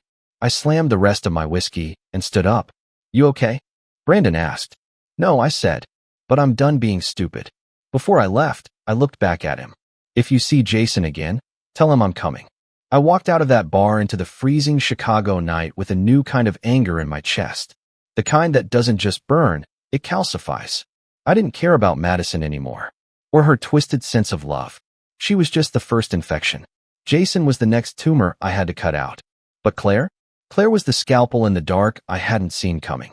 And now that I knew the game, it was time to flip the board. Because this wasn't about betrayal anymore. This was war. I never thought I'd say it.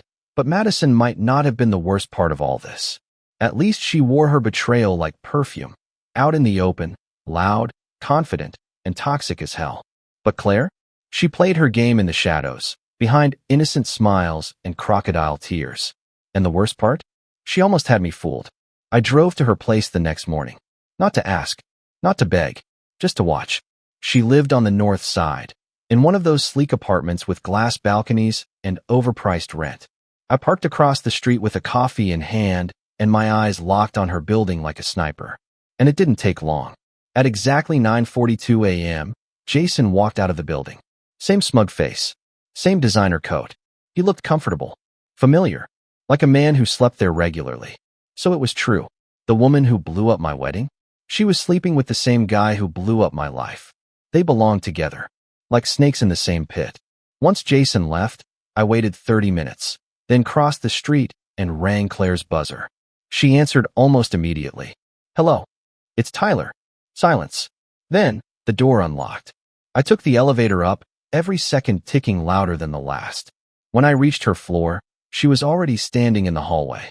Robe, coffee mug, bare feet. Just like Madison had been. Like they were raised to perform betrayal in robes. Didn't think I'd see you again, she said, voice flat. Yeah, well, I've got questions. She opened the door and stepped aside. I walked in, but this time I didn't sit. I know about Jason, I said without hesitation. She didn't blink. I figured you would. You two together now? Defined together, she said with a half smirk, sipping her coffee. That's when it hit me. She wasn't even pretending. She wasn't denying it. She was enjoying it. You sent me those videos to destroy Madison, I said. Not to protect me. Not out of some noble loyalty. You wanted the fallout. You wanted her life. Claire set the coffee down and finally looked me in the eye. You're damn right I did. Her voice was sharper now. No more sweet sister act. Do you know what it was like growing up with Madison? Always the favorite. Always the beautiful one. The one every guy wanted. The one our parents adored. I was the smart one. The shadow. So yeah, I blew up her fairy tale. Because it was built on lies anyway. And you just happened to fall into bed with Jason? She scoffed. Please. That wasn't an accident. I've had my eyes on him for years. I just waited for the right moment. And you were the weak link. You believed everything. Trusted everyone. You were so easy to manipulate, it was pathetic. I stepped closer, the fury burning beneath my skin. You used me. No, Tyler, she whispered. I saved you. You should be thanking me. Thanking you for what? I snapped. For shattering my life? For making me disappear for a year while you and Jason played house. Claire leaned in, close enough for me to smell the mint on her breath. I gave you the truth, she said. Something Madison never would have done. And what are you giving me now? I asked. She smiled. A choice. I stared at her, trying to read the poison behind her eyes. You can burn it all down, she continued. Or you can play smart. Walk away. Let Madison and Jason rot in their own mess. I'll even help you. I've got more dirt on them than you could imagine. And why would you help me? She stepped back, lips curling into something cold and amused. Because watching you destroy them might just be the most entertaining thing I've ever seen. I left without another word. She didn't follow. Claire wasn't a person anymore in my mind. She was a weapon. One pointed at the heart of everything I once loved. And I had a decision to make. Use her, or expose her, too. Either way, this wasn't the end. It was only the setup for the final act. Jason always loved being the center of attention. He lived for it. Whether it was the spotlight, a crowd, or a room full of women laughing at his recycled stories, he fed off it like a parasite. So when I heard he was throwing a business networking party at some swanky rooftop downtown, I knew it was the perfect place to end the charade. I didn't need an invite. I knew the type of people he surrounded himself with. Empty suits, wannabe influencers, girls looking for sponsors. You just needed the right clothes, the right confidence, and no one would ask questions. I walked in wearing black slacks, a white button-up, and a cold stare. The rooftop was packed, full of flashing lights, expensive liquor, and the kind of fake laughter that makes your skin crawl. I scanned the crowd, ignoring the shallow conversations, until I spotted him. Jason, in a navy blue tailored suit, glass of champagne in hand, flashing that same smug smile I used to mistake for charm. Claire was by his side, dressed like she owned the world. Her eyes caught mine before his did, and for a second, there was a flicker of something behind them. Warning? Amusement? Hard to tell. She didn't say a word. Jason turned and froze. For a brief second, his entire face dropped.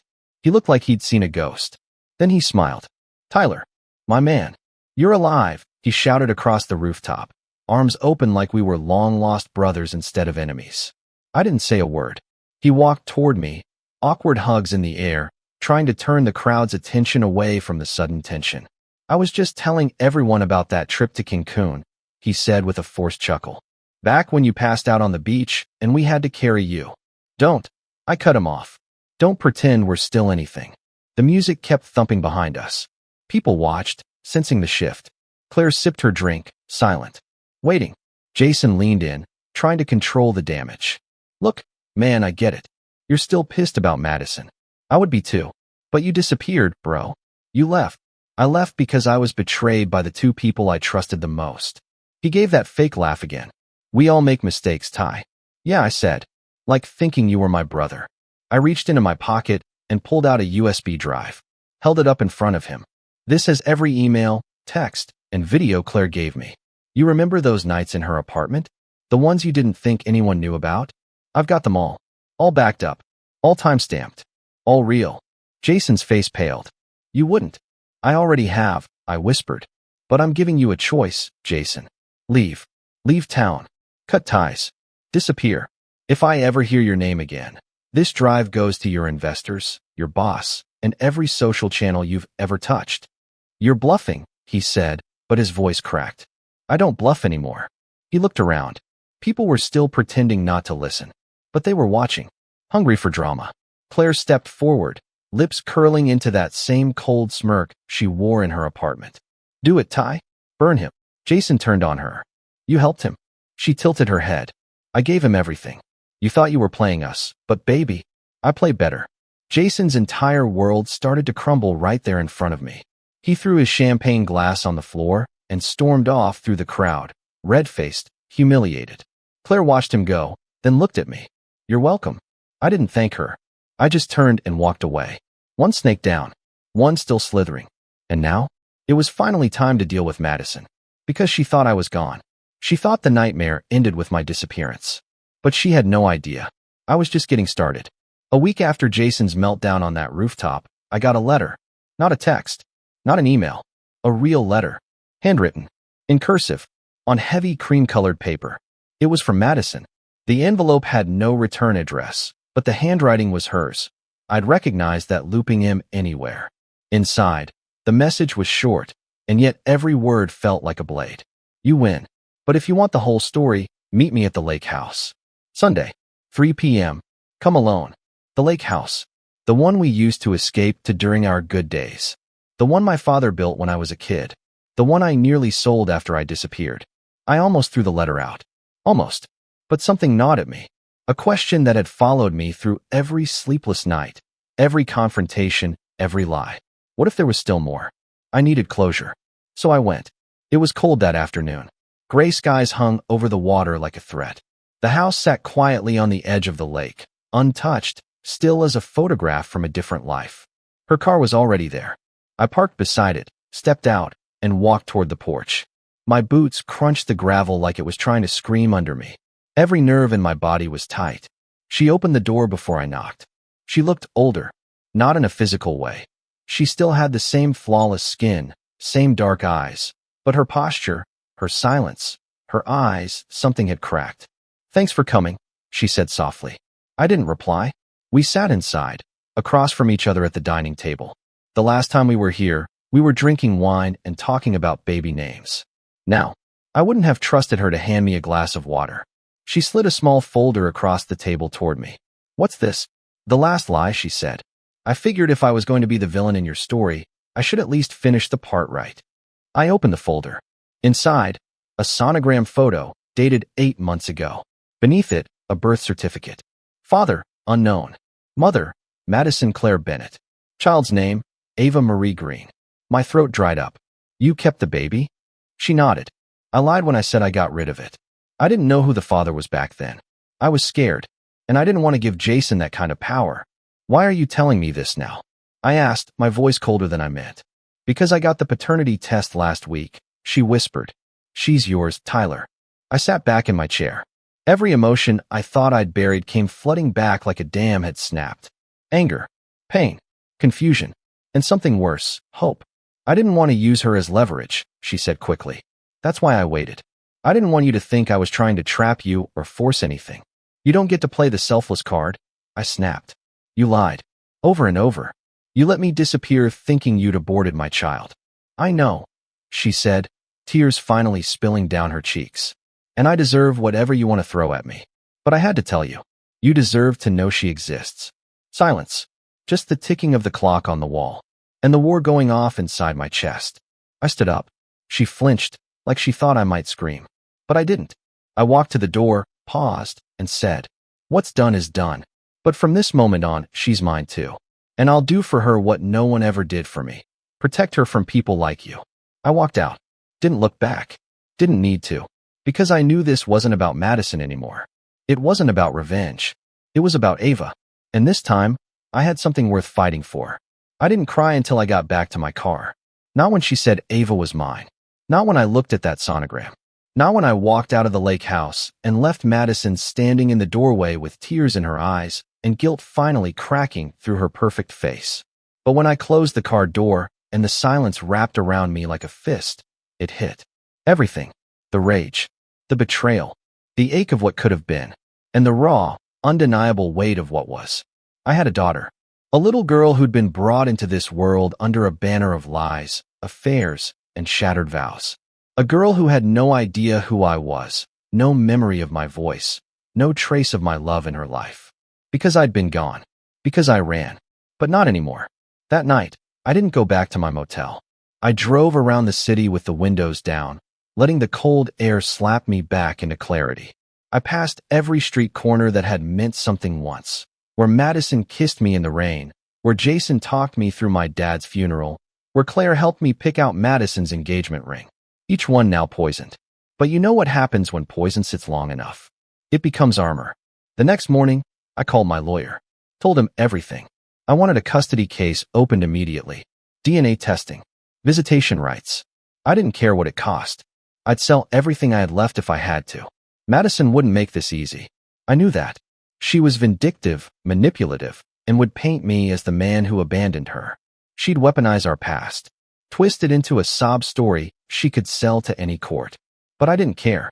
Because for once, this wasn't about proving someone wrong. It was about doing what was right. Days turned into weeks. The test came back, 99.9% match. Ava was mine. The first time I saw her in person, it was through the glass of Madison's apartment window. I waited on the street while her lawyer stalled mine with excuses. But I saw her. In a pink onesie. Big eyes. Light brown curls. Chubby cheeks. My heart damn near exploded. She looked nothing like Madison. She looked like me. After another week of fighting, my lawyer managed to get me supervised visitation. 1 hour, once a week. A stranger sat in the corner with a clipboard while I held my daughter for the first time in a sterile room that smelled like disinfectant and cold coffee. Ava looked up at me and didn't cry. She didn't smile either. She just looked, like she was studying something distant in my face. Something she couldn't name, but somehow knew. Blood. Connection. Truth. I told her I was sorry. I whispered it into her tiny ear over and over. Not just for leaving, but for trusting the wrong people, loving the wrong woman, and taking this long to find her. By the end of the hour, she was asleep in my arms. And I knew, with brutal certainty, that no matter what Madison did, no matter how hard she fought to twist reality, I wasn't going anywhere. This wasn't revenge anymore. This wasn't heartbreak. This was rebirth. I'd walked through fire, betrayal, humiliation, and lies. I'd seen the ugliest sides of love, of trust, of family. And somehow, standing on the other side, broken but breathing, I'd found something real. Not in Madison, not in revenge, not in Claire's games, but in a tiny heartbeat pressed against my chest. I don't know what the future holds, but I do know this. I am not the same man who walked away from his wedding. I'm not the fool who believed in everyone. I'm not the coward who vanished when things fell apart. I'm a father now, and that changes everything. The first time I realized everything I ever knew was a lie, I was standing by the front door with a set of keys in my hand, listening to my wife giggle on the phone. Not laugh. Giggle. The kind of sound you make when you're flirting, when you feel wanted, when you forget the man who built your whole damn future is standing right there, invisible. Her name was Jessica, and once, I thought the world bent at the curve of her smile. Now, I only saw a fraud with cherry lip gloss and a suitcase packed behind her calves. 7 years. 7 brutal years. Working double shifts. Missing birthdays. Living on takeout and gas station coffee so Jessica could finish school. And now? Now she was slipping on a tight black dress and whispering into her iPhone like a damn teenager. I caught a few words before she turned away. Tonight's the night, baby. I'm finally free. Free. Free from me, apparently. I didn't say a word. I set the keys down on the counter, next to the papers she had so thoughtfully left out for me. Divorce papers with a pink sticky note that read, "Please sign these when you have a minute." Red heart. Classy. I should have been furious. I should have ripped the papers in half and dragged her sorry out the front door. But I just stood there, staring at the woman I once swore to love, realizing she never even saw me standing in her way. She only saw herself climbing over me. "You're not mad?" Jessica asked when she finally noticed me, looking almost bored, like we were discussing what kind of milk to buy. "No," I said. It came out so even, so flat, I didn't recognize my own voice. I signed the papers right there. No fight. No begging. No bargaining. Just a cold, mechanical sweep of ink. Jessica smiled, a cruel, smug little thing, and grabbed her purse. "You're doing the right thing, Mike," she chirped as she slipped her heels on. "You'll find someone else. Someone. Simple. Simple. Simple like an idiot," she meant. She laughed again as she walked out, dragging her suitcase down the driveway. And me? I packed my life into my truck that same night and drove away from everything we built, everything I bled for, without even locking the door behind me. I vanished. No goodbye. No forwarding address. No social media. Gone. Jessica didn't even bother to chase me. Why would she? Her degree was framed and hanging on the wall already. Her future was waiting, arms wide open, and it sure as hell didn't have my name on it. I heard she married her study buddy 3 months later. A real piece of work named Tyler, some soft-handed finance guy who probably never changed his own oil in his life. Good for her. I rebuilt myself from scratch. New town. New name. Burned the past like a funeral pyre and watched the smoke carry every memory of her away. Until 20 years later. It was a Thursday when my old number, the one I kept hidden even from myself, started buzzing like a hornet trapped in a jar. At first, I ignored it. Work was busy, and besides, nobody from that old life even remembered me. Or so I thought. By midnight, my phone showed 199 missed calls. All from the same number. No voicemails. No texts. Just endless, desperate ringing. I sat there in the dark, phone glowing in my hand, heart pounding like a war drum. I didn't want to know. I didn't want to open that coffin I'd nailed shut with my own bare hands. But curiosity? Curiosity is a cruel thing. And sometimes, it's stronger than hate. I took a breath, stared at the screen like it was some cursed artifact from a life I should have burned deeper, and finally, I answered. The voice on the other end of the line? It was Jessica. And she was crying. At first, I didn't even recognize her voice. It was raw. Broken. Nothing like the confident, smug Jessica I left standing in the driveway 2 decades ago. "Mike," she sobbed into the receiver. "Mike, please. I need you." I didn't say a word. Let her squirm. Let her taste a fraction of what she shoved down my throat all those years ago. "I made a mistake," she gasped between ugly hiccuping breaths. "I should never have. I mean, you were the only one who ever." I hung up. There wasn't a damn thing left for me to hear. But of course, it didn't stop there. The next day, she showed up. At my doorstep. In the rain. Jessica looked nothing like the woman who had laughed at me as I drove away. She was thinner. Older. Eyes hollowed out like someone had stolen the fire from her. And when I opened the door, she dropped to her knees right there in the mud like some pathetic movie scene. "Mike," she cried, clutching at the cuff of my jeans, "please, just listen. I don't have anywhere else to go." I should have slammed the door. But instead, I stood there, paralyzed by a strange mix of satisfaction and disgust. "Get up," I muttered. "You're embarrassing yourself." She scrambled to her feet, wiping mascara-streaked tears across the back of her hand. Her hair was a mess, her clothes soaked through. And still, part of her tried to flash that fake smile she always used when she wanted something. "I know I don't deserve it," Jessica said quickly, her words tumbling over each other. "But just hear me out. Please." Against every ounce of reason, I stepped aside. Let her in. I told myself it was for closure. Maybe deep down, it was curiosity again, that same twisted sickness that made me answer the phone the first time. Jessica stood dripping water onto my hardwood floor, looking around like she was trying to piece together my life from the bare walls and worn furniture. "You did good for yourself," she said softly, almost in awe. "I did better without you." I shot back without missing a beat. She flinched like I'd slapped her. Good. That was the appetizer. The main course was still coming. Jessica paced like a trapped animal. Her hands fluttered uselessly at her sides, then finally clenched into fists. Tyler left me, she blurted out. I raised an eyebrow. And here I thought finance guys were supposed to be stable. Ran off with his secretary. Left me with nothing. Nothing, she said, voice rising. No money, no house, not even a damn car. So you thought you'd crawl back to me, I said coolly. Her eyes flashed with the same ugly fire I remembered from the night she left me. The real Jessica peeking out from under all that fake vulnerability. You owe me, she snapped. And there it was. The real reason she was here. Not love. Not regret. Not redemption. Just need. Greedy, desperate, bottomless need. I owe you. I repeated, my voice low and dangerous. I gave you the best years of my life, she screamed. I put up with your boring for 7 damn years while you slaved away like some peasant. I laughed. Actually laughed. A hard, bitter sound that bounced off the walls. You mean the 7 years where I worked 2 jobs to put you through college? Those years. Jessica's mouth opened and closed like a fish gasping for air. I stepped closer. Close enough to see the panic starting to bubble behind her eyes. You graduated, I said, voice cold as ice, and you filed for divorce the same week. You laughed when I drove away. You thought you were trading up. You thought you could do better. Jessica's face crumpled, her bottom lip trembling like a child who just realized the candy store was closed for good. I was stupid, she whispered. I didn't know what I had. You knew exactly what you had, I said, slamming the door behind her so hard the pictures rattled on the walls. You just didn't give a damn. Jessica staggered backward, tears streaming down her face. I'm sorry, she choked. I'll do anything. Anything you want. I stared at her. 20 years. 20 godforsaken years. And here she was, the same selfish little girl inside an aging woman's skin. There was a part of me, deep down, that wanted to take her back just to break her twice as hard. But the man standing in front of her now wasn't the boy she betrayed. He was sharper. Colder. Done.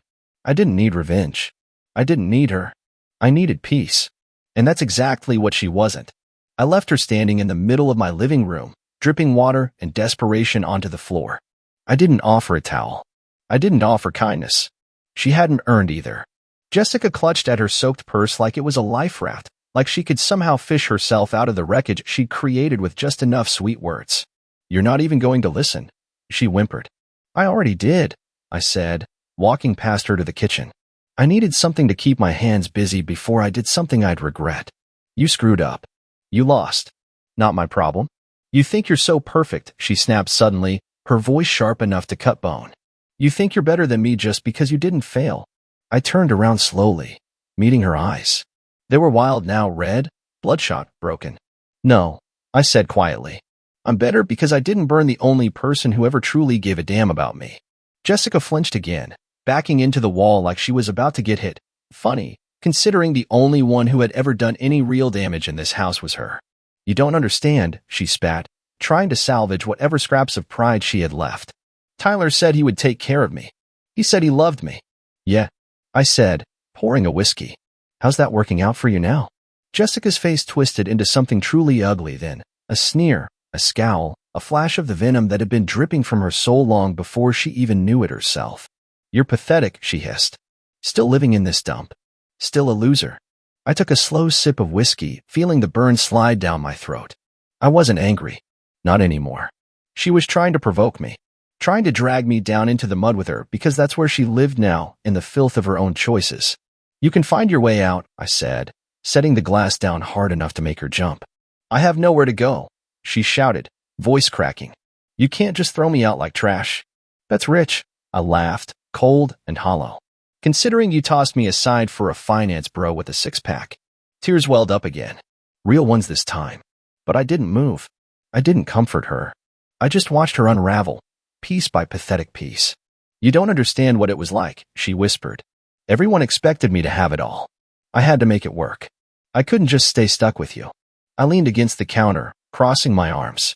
So you found someone else to climb, I said. And when he kicked you off the ladder, you thought you'd come back here, to the man you stepped on. Jessica's lip trembled. I was scared. Scared of what? I snapped. Of not being adored enough? Of not getting your way every damn time. She sobbed into her hands, crumpling like a house of cards. I thought I was doing the right thing, she muttered through her fingers. I thought Tyler would give me the life I deserved. The life you deserved, I repeated, rolling the words over my tongue like poison. And what exactly did you think you deserved? Jess? A palace? A trophy husband? A life where you didn't have to do a damn thing but show up and smile pretty. She didn't answer. She couldn't. The silence between us grew heavy, suffocating. Finally, she looked up at me, makeup smeared, eyes bloodshot. I can be better, she whispered.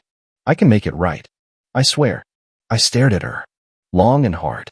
And for a brief, terrible moment, I remembered the girl she used to be before the lies, before the betrayal, before ambition swallowed her whole. But that girl was dead. She'd killed her. And now she was standing here, asking me to resurrect something long rotted away. No, I said simply. Jessica's mouth opened like she was about to argue, like she could bargain her way back into my life with the same lies she used to destroy it. But I was already walking to the door. You need to leave, I said without turning around. Now. The words hung in the air, final and merciless. She staggered forward like she didn't believe it, like she thought she could cry hard enough or beg loud enough to undo everything.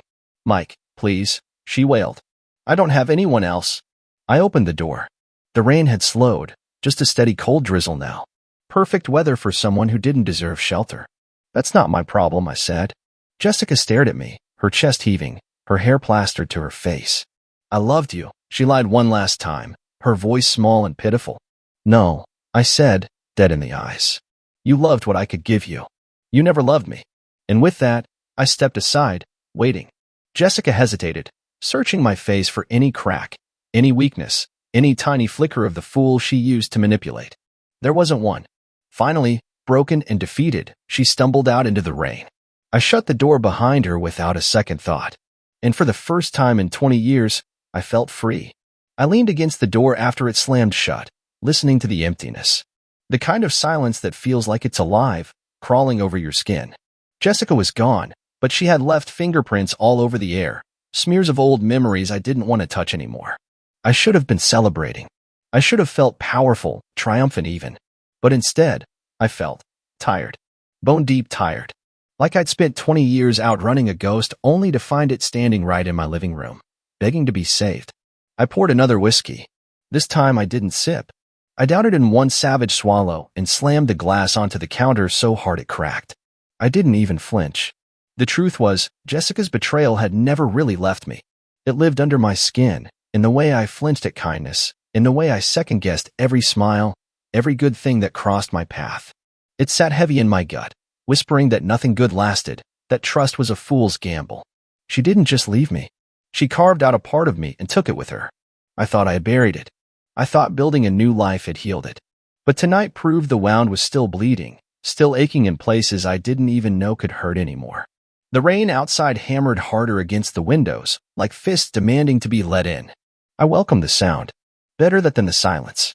I wandered through the house, lights off, drink in hand, letting the past crash over me like a tide. The late nights, the broken promises, the slow, suffocating realization that love, real love, wasn't enough for her. She needed more.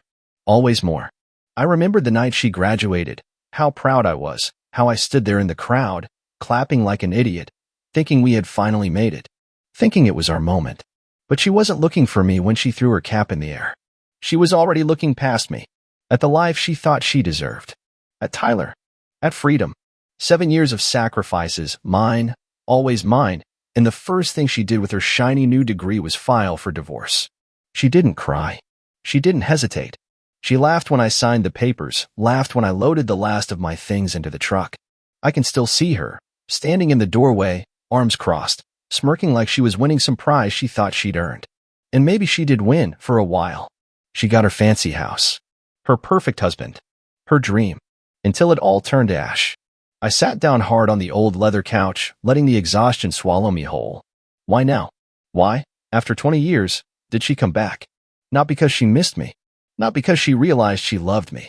No, because she needed something. Just like always. Jessica was a black hole. No matter how much you gave her, love, time, loyalty, it was never enough. She devoured it all and still ended up empty. I wasn't angry anymore. Not really. Anger needed energy, and she didn't deserve any more of mine. What I felt was colder, cleaner, indifference. Jessica was just another lesson written in scars instead of ink. A brutal reminder of a time when I thought love was enough to save someone who didn't want to be saved. I leaned back, letting my head fall against the couch, staring at the ceiling until the whiskey dulled everything into a distant hum. She was gone. For real this time. And I wasn't going to chase her ghost anymore. The only thing ahead of me now was peace, if I was man enough to claim it. And for the first time in 2 decades, I realized something simple and terrible and true. I didn't miss her. I missed who I thought she was. And that woman? She never existed. The whiskey worked fast, blurring the sharper edges of my mind, but it didn't wipe the memories clean. Nothing ever really did. I stared into the dark until the clock on the wall ticked its way toward morning, each second slicing deeper than the last. I should have been making decisions. I should have been moving forward, planning my next step, figuring out what to do with the fact that Jessica had found me. Instead, I sat there like a statue, trapped between 2 decades of rage and the suffocating weight of not giving a damn anymore. Maybe she thought showing up would open some door. Maybe she thought I'd fall into old habits, pull her back into my life like some broken piece of furniture I couldn't bring myself to throw away. She didn't realize the man she left behind didn't exist anymore. At some point, the sun started bleeding over the horizon, staining the sky a dirty pink. I dragged myself up off the couch, every joint aching like I'd been in a fight. Maybe I had. Maybe surviving her, surviving us, had been a fight that never really ended. I moved around the house on autopilot, picking up the mess she left. A wet footprint here. A smudge of mascara on the doorknob there. Proof she was real, that last night wasn't some whiskey-soaked nightmare. I found her purse tucked by the couch. Still here. Of course it was. Jessica never finished anything she started. Curiosity gnawed at me. I told myself to leave it alone, to toss it onto the porch and forget it ever touched my floor. But my fingers moved on their own, flipping it open. Inside. A cracked phone with dozens of missed calls, none from me. A handful of crumpled receipts, all dated within the last few weeks. A motel keycard. A worn photo of her and Tyler, frozen in a fake smile embrace that looked more like a hostage photo now. At the bottom, a folded letter. Addressed to no one. I opened it. Sloppy handwriting spilled across the page, frantic, desperate. Words like sorry and mistake and regret repeated over and over until they blurred into nonsense. I crumpled it in my fist without reading the rest. Sorry didn't mean a damn thing 20 years too late. She wasn't looking for forgiveness. She was looking for rescue. Again. And this time, she could drown on her own. By noon, I had made my decision. It wasn't even hard. I threw her purse in the trash, along with everything inside it. I deleted her number from my phone. Blocked it. Erased every trace of her desperate, ugly voice. I wasn't going to call her. I wasn't going to answer if she came back. Jessica had taught me everything I needed to know. That sometimes survival means burning the bridge and salting the earth behind you. The thought of divorce papers came back to me, the first set she had me sign. How easy it had been to scribble my name at the bottom, to let her go. Back then, it felt like giving up. Now, it felt like the smartest damn thing I'd ever done. I wasn't hers anymore. I never would be again. Not even a little. I looked around my small, plain house, the one she had called a dump, and smiled for the first time in what felt like hours. It wasn't much. But it was mine. Built without her. Lived without her. Survived without her. Jessica had lost the right to even step inside it. There was a knock on the door, then sharp, frantic. For a second, my body stiffened, expecting her standing there again, makeup smeared, tears dripping, hands outstretched like a drowning woman grabbing for anything to pull her under with her. But I didn't move. I didn't open it. I just stood there, staring at the door until the knocking stopped, until whoever it was realized no one was coming. Jessica, Tyler, the whole rotted mess of the past, they could pound at the walls of my life all they wanted. I wasn't letting them back in. Not this time. Not ever again. That night, the loneliness hit harder than I expected. It wasn't the kind of loneliness you fix with a drink or a night out. It was deeper, older, the kind that grows roots inside you and waits, patient and cruel. I sat outside on the back steps, a cigarette burning low between my fingers even though I hadn't smoked in years. The cold bit through my jacket. I welcomed it. I thought about all the things I lost. Not just Jessica. The time. The energy. The man I could have been if I hadn't spent years trying to fix someone who didn't want to be fixed. It was a strange kind of grief, mourning a life that never really existed. A marriage built on half-truths and hidden resentments. A future that was always going to crumble no matter how hard I worked to hold it together. I hated her for what she did. But sitting there, staring into the empty dark, I realized something worse. I hated myself more. For being blind. For believing. For loving someone who saw me as nothing more than a stepping stone to the next best thing. I dragged the smoke deep into my lungs and let it burn. Maybe I deserved it. Maybe a part of me had always known. Jessica was magnetic, dangerous. The kind of woman you survive, not the kind you build a life with. And yet, back then, I'd handed her the keys to everything without a second thought. I wanted to be her hero. I wanted to be enough. The truth was, I had never even been close. I dropped the cigarette and crushed it under my boot, watching the tiny ember die. There was no fixing the past. No clever line or grand gesture that would make it right. All I could do now was live. Really live. For myself. Not for the woman who laughed when she gutted me. Not for the ghost of the man who thought he could save her. For me. A small part of me, the part that hadn't completely hardened into stone, felt sorry for Jessica. It was a tragic thing, realizing too late that you'd burned down the only bridge that ever led anywhere worth going. But pity was dangerous. Pity was just the first step toward forgiveness. And forgiveness was a door she was never walking through again. Not in this lifetime. I stood up, bone stiff from sitting too long. The stars were out now, sharp and cold in the clear sky. For the first time in 20 years, I made a promise, not to anyone else, but to myself. No more saving people who didn't want to be saved. No more bleeding for people who watched me die and called it ambition. No more Jessica. It was over. Really over. I went back inside, locked the door, and drew the curtains shut. Not out of fear. Out of finality. Jessica was a chapter I'd finally finished. And the man who picked up the pen now was someone stronger. Someone who remembered what it felt like to be whole. I slept that night for the first time in what felt like forever. Deep, dreamless, unbothered. The ghosts of her laughter couldn't reach me here. The claws of regret couldn't find a way in. I had lost a wife. Lost a future. Lost years. But somehow, in the ashes of it all, I had found something better. I had found myself. The next morning, I woke up before the sun. No nightmares. No cold sweat. Just a strange, unfamiliar stillness. For a moment, I lay there, staring at the ceiling, waiting for the old weight to settle back onto my chest. The ache. The anger. The loss. It didn't come. There was just silence. Not empty, but clean. A quiet space where pain used to live. I got up, brewed a pot of coffee, and stood by the window watching the first light creep over the fields. It wasn't much. Just a patch of grass, a couple of trees, a dirt road stretching out into nowhere. But it was mine. Every square inch of it built without her. Every corner of this life untouched by her poison. I sipped the coffee, strong and bitter, and thought about what came next. For the first time in years, the future didn't look like a sentence I had to serve. It looked like a blank page. And I wasn't scared to write on it. I started small. I deleted the old email account she had somehow found me through. Opened a new one under a name she would never think to search. Burned the last few letters she had sent over the years, the ones I had kept tucked away in a box, stupidly thinking they meant something. They didn't. They never had. Jessica's love was a transaction. An agreement that only lasted as long as it benefited her. And the moment it didn't, she was gone. With laughter in her mouth and another man's name on her lips. I packed up the old photos too. The ones from when things were good, or at least when I thought they were. Wedding pictures. Vacations. Christmas mornings with fake smiles and eyes that were already looking somewhere else.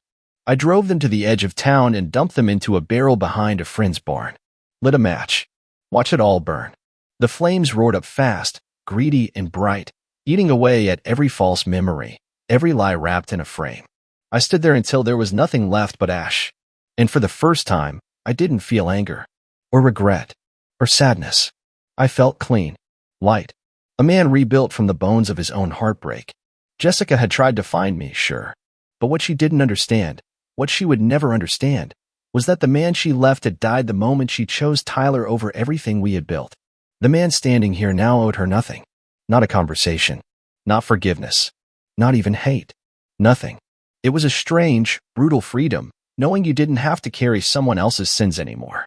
Knowing you weren't responsible for saving the drowning girl who tied the anchors around her own ankles.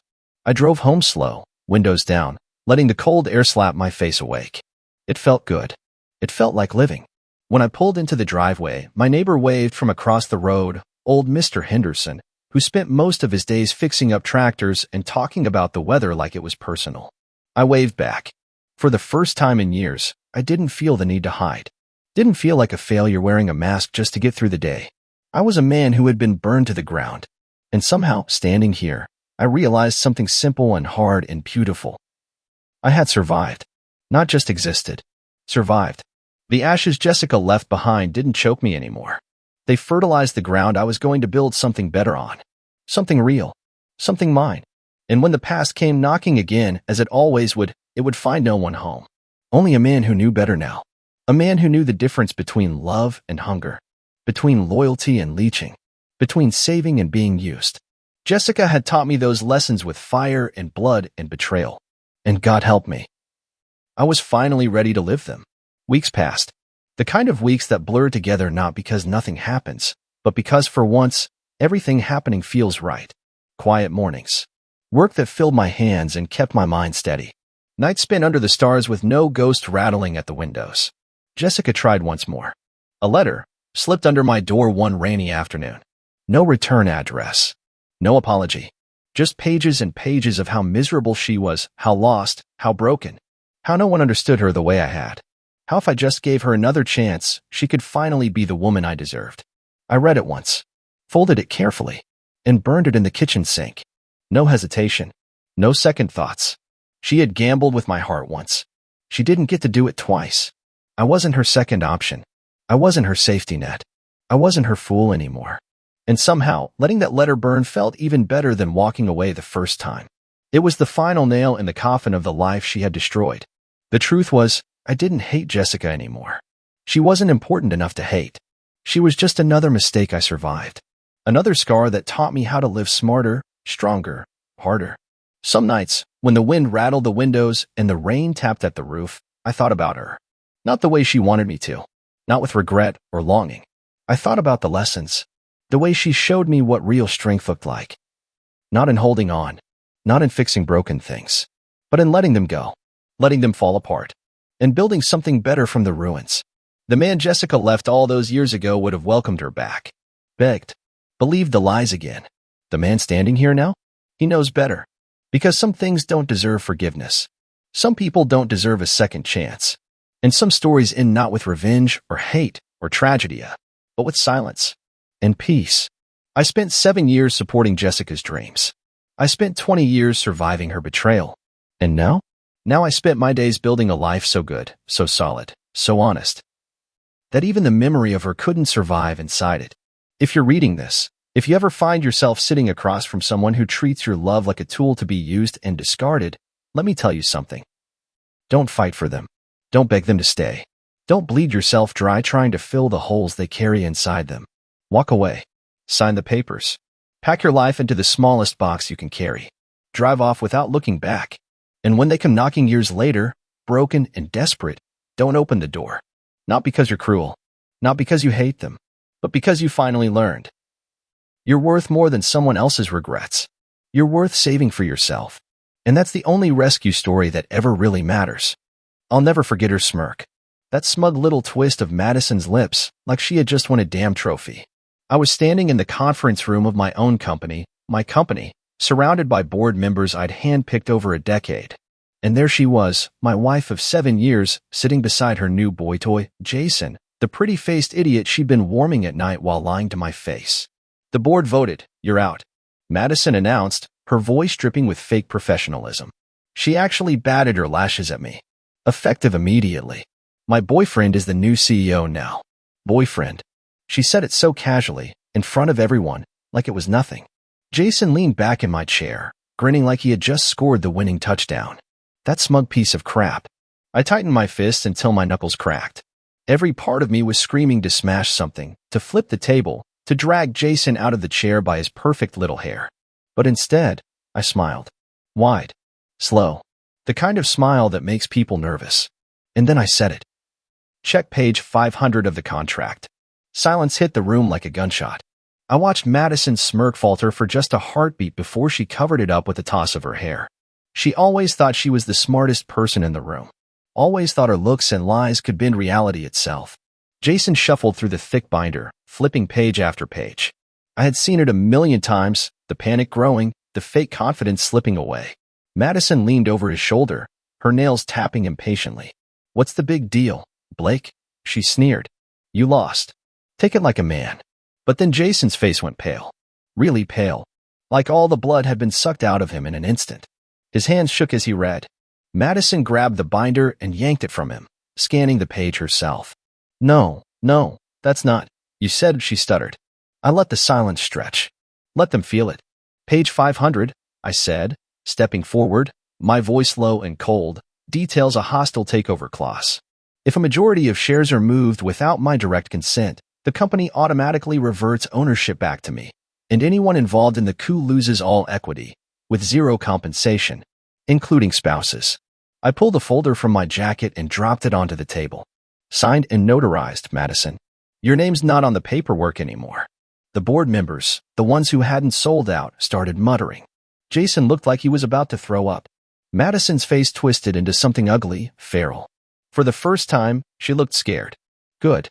You bitch," I said, almost conversationally. "You should have read the fine print." She stood up so fast her chair clattered to the floor. "You can't do this. You can't." I leaned in close enough that only she could hear me. "You stabbed me in the back, Madison. You and your little trophy boy thought you could steal my company, my life. You forgot who built it.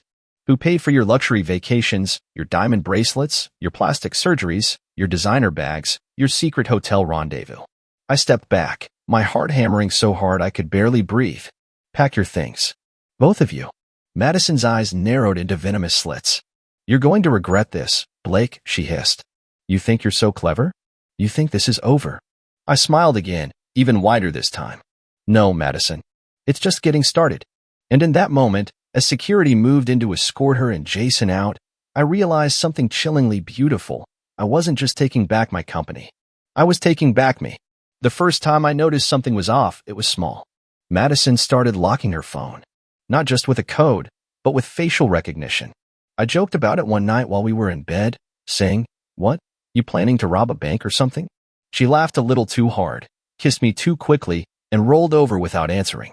That should have been the first real warning. Then came the late nights. Meetings that ran over. Business trips where she barely texted. Her perfume lingering in the house hours after she claimed she'd been at dinner with the girls. Once, I caught the scent of cologne in her car, a brand I didn't wear. I asked her about it, and she barely missed a beat. "Oh, Blake, seriously?" I gave Kelsey and her boyfriend a ride home. "You're being paranoid." I wanted to believe her. God, I wanted to. So I swallowed it down and told myself I was overthinking. Told myself Madison loved me, even when she barely looked at me anymore unless she wanted something. But the lies stacked up, one by one, like a tower made of glass. And then came the night I knew. I was supposed to be on a red-eye to Chicago for a conference. Flight canceled last minute because of a storm. I called Madison, but she didn't answer. Texted, no reply. I drove home, thinking maybe she was asleep. When I pulled into the driveway, her car was gone. Midnight. No note. No heads up. Something in my gut twisted into knots. I waited, pacing the living room, the seconds dragging by like hours. When she finally stumbled through the door at 2 a.m., her hair a mess, lipstick smudged, smelling like cheap whiskey and something else, something that wasn't mine, I knew. She blinked at me like I was the one who didn't belong there. "Oh," she said, slurring a little. "You're home." "Yeah," I said quietly. "Flight got canceled." "Where the hell were you?" She dropped her purse on the floor and wobbled towards the kitchen. "Out. With the girls. You know. Blowing off steam." She didn't even try to sound convincing. Didn't even care anymore. I didn't say another word. Just stood there, watching her pour herself another drink, acting like I was invisible. Acting like the life we built together was disposable. I didn't sleep that night. Just sat on the couch, staring at the ceiling, feeling something inside me dying one slow inch at a time. The next morning, she pretended nothing had happened. Kissed me on the cheek like a dutiful wife, told me to have a good day, babe, and waltzed out the door. That's when I hired a private investigator. And that's when everything unraveled even faster than I could have imagined. Photos, videos, receipts, hotel bills, Madison and Jason. In my city, in my house, in my bed. I sat in my office, staring at the proof, feeling like the air had been sucked from the room. Every smile she'd given me, every "I love you," every whisper late at night, all of it shattered into lies. She wasn't sorry. She wasn't hiding it. She was flaunting it. Because she thought she was smarter, because she thought I'd never catch her, because she thought I was weak. That's when the plan started forming. A cold, precise plan. I wasn't just going to catch her. I was going to make her regret underestimating me. I waited 2 weeks. 2 weeks of pretending, smiling, playing the doting husband. 2 weeks of coming home to her fake kisses and colder hugs. 2 weeks of her sneaking around, thinking she was untouchable. Every second was a knife twisting deeper into my gut. But I needed her comfortable. I needed her arrogant. I needed her to think she had already won. The night I confronted her, she had just gotten back from another girl's night.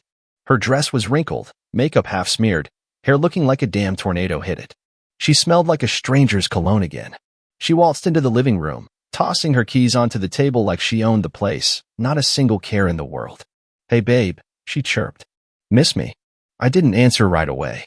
I just sat there, staring at her, holding a thick folder in my lap. The one packed with everything the investigator found. She finally noticed my face. The way my jaw clenched. The way my hands trembled slightly. Her smile faltered. "What's your problem?" she snapped, grabbing a bottle of wine from the kitchen counter like she needed it just to deal with me. I waited until she filled her glass to the brim, took a long, slow sip. I wanted her comfortable, cocky, just like she'd always been. Then I dropped the folder onto the coffee table with a loud slap. She jumped, spilling a little wine on her hand. "What the hell is that?" I didn't say anything, just stared. She hesitated, then reached for it, flipped it open. The first photo was her and Jason, locked in a dirty embrace in the parking lot behind a cheap motel. The next few were even worse. Her on his lap, laughing, holding hands across restaurant tables, sneaking into his apartment. The color drained from her face. She slammed the folder shut.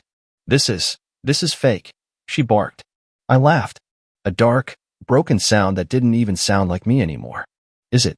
I said. Then explained the receipts. The hotel bills. The video footage. Her eyes darted around like a trapped animal. She licked her lips, searching for a lie big enough to cover it all. You hired someone to follow me," she hissed, her voice rising. "You're a psycho, Blake. You're insane." I stood up so fast my chair crashed backward. "You made me insane, Madison," I roared. "You brought this on yourself." She backed away a step but quickly recovered, flipping her hair like she was still in control. "So what?" she said, her voice dripping with venom. "Jason makes me feel alive. Something you stopped doing a long time ago. You're boring, Blake. Predictable. You think building a company and paying the bills is enough to keep me happy." I stared at her, seeing her for the first time, the real Madison. Not the woman I fell in love with. Not the woman who promised me forever. Just a user, a leech, a liar. "You disgust me," I whispered. She sneered. "Please. You're acting like a damn saint. Like you didn't work too much. Like you didn't ignore me for months. Maybe if you'd actually touched me once in a while instead of burying yourself in your precious business, I wouldn't have had to find someone who could." The words hit me like a slap. But even then, underneath the hurt, there was something freeing about hearing the truth. About seeing the ugliness she had been hiding behind all those fake smiles. She wasn't sorry. She wasn't even ashamed. She was proud. I could have screamed. Could have thrown something. Could have begged her to explain why she destroyed everything we had for a few cheap thrills with some greasy pretty boy. But I didn't. I just smiled. Because I knew something she didn't. Something that was going to crush her. And watching her fall was going to be better than any revenge I could have imagined. The next morning, she acted like nothing had happened. She floated around the kitchen in one of my shirts, humming some stupid song, sipping coffee like she hadn't torched our whole marriage the night before. Like she hadn't looked me in the eye and said I bored her. I watched her, feeling a cold calm settle over me. I had cried all I was going to cry. I had yelled all I was going to yell. Now, it was time to end it. I kissed her cheek as I left for work. She barely noticed. Perfect.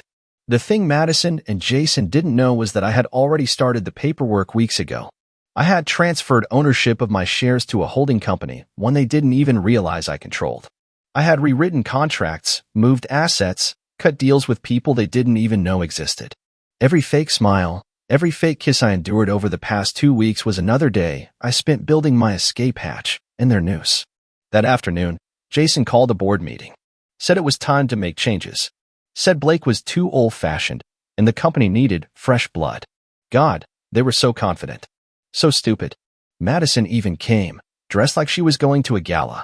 Not a professional meeting, tight dress, blood-red lipstick, that same self-satisfied smirk glued to her face. When I walked into the conference room, the board was already gathered.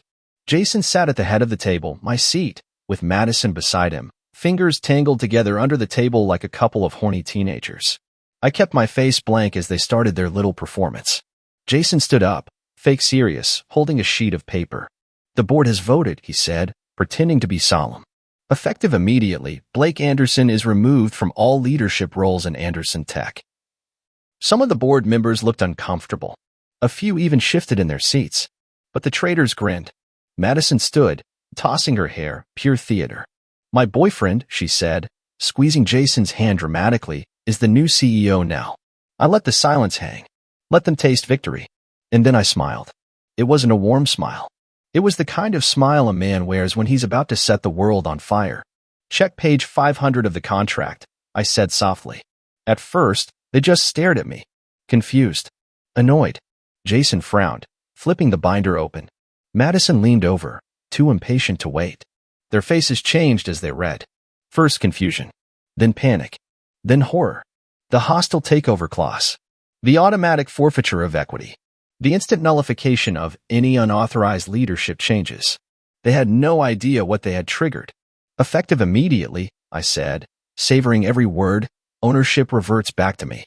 Madison Anderson, Jason Reynolds, your shares are revoked. You are legally removed from any and all positions related to Anderson Tech.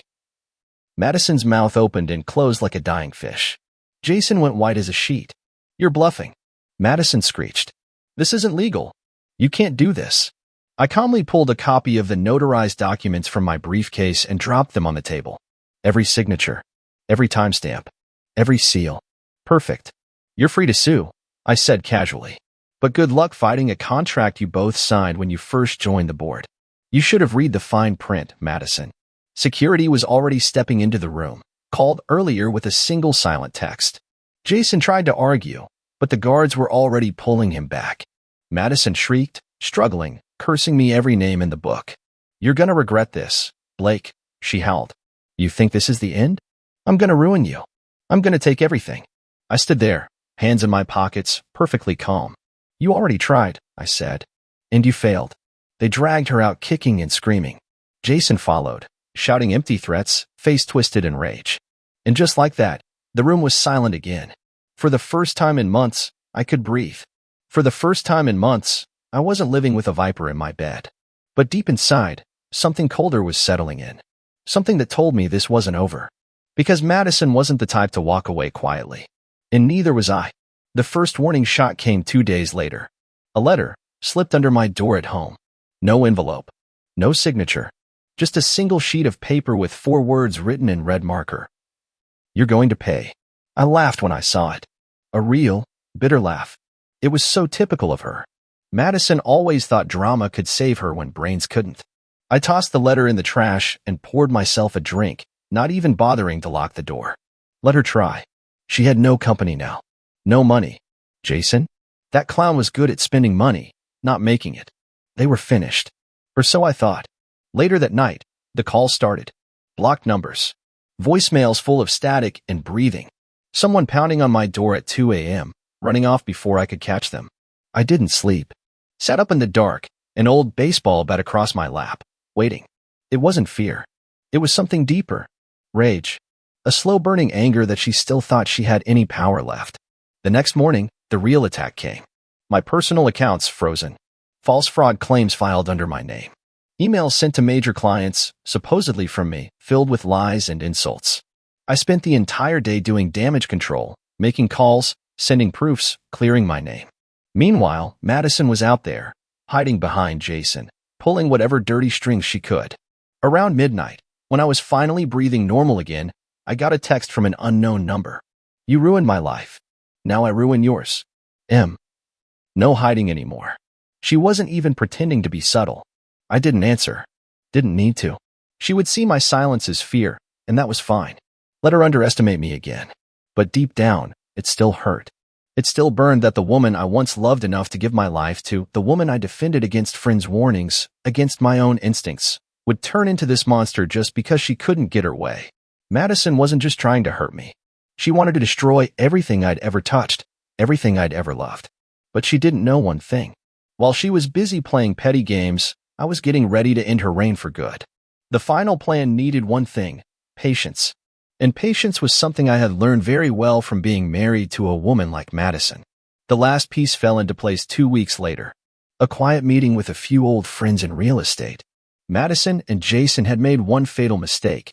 They tried to buy a luxury condo downtown with what little cash they scraped together. Except the idiot used the company email for the purchase, and technically, it was tied to assets frozen in the hostile takeover. The property wasn't theirs. It was mine. I waited until closing day. Waited until they arrived, dressed to the nines, Jason flashing the keys in the lobby, Madison strutting like a queen returning to her castle. I stood in the lobby, arms folded, waiting. When Madison saw me, she froze mid-stride. Jason turned, confused, until he spotted the security guards filing in behind me. "This is private property," Madison snapped, venom dripping from her voice. "Exactly," I said. "My property." The guards stepped forward. Papers were served. Ownership was transferred. In less than 5 minutes, Madison and Jason were standing outside on the sidewalk with nothing but a couple of suitcases and a stunned look on their faces. She tried to scream, tried to claw at me, tried to make a scene. But the building security already knew the story. They escorted her away like she was nothing more than a drunk troublemaker. Jason didn't even try to help her. He just stood there, dead-eyed, like he finally realized the golden goose wasn't laying any more eggs. I didn't say a word. Just smiled that same slow, cruel smile she hated so much now. She thought she could bury me. She forgot. I plant roots. I thought after losing everything she might finally get the hint. Move on. Disappear. Start scheming on someone else's dime. But Madison was too stubborn. Too addicted to the game. She showed up at my house 3 nights later, in the pouring rain, looking like a drowned rat. Hair plastered to her face, mascara running, clutching a tiny handbag like it was her last possession in the world. She banged on the door like a maniac. I watched her through the peephole for a full minute before even considering opening it. When I finally cracked it open, she shoved her foot in the gap, forcing her way inside like she still had any rights. "Blake, please," she gasped, dripping water all over the hardwood floor. "We can fix this. We can." I laughed. "Short, sharp, cruel. You really think there's a version of the world where I take you back?" I said. Her face twisted into something desperate and ugly. "I made a mistake," she whispered. "I didn't know Jason was just using me. You're the only man who ever really loved me."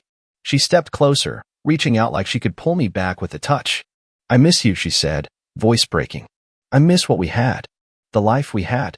I stepped back, far enough that she had to drop her hand midair. "You miss the money," I said. "You miss the power. You miss not having to lift a damn finger for anything." "No," she cried, voice rising into a shriek. "I miss you."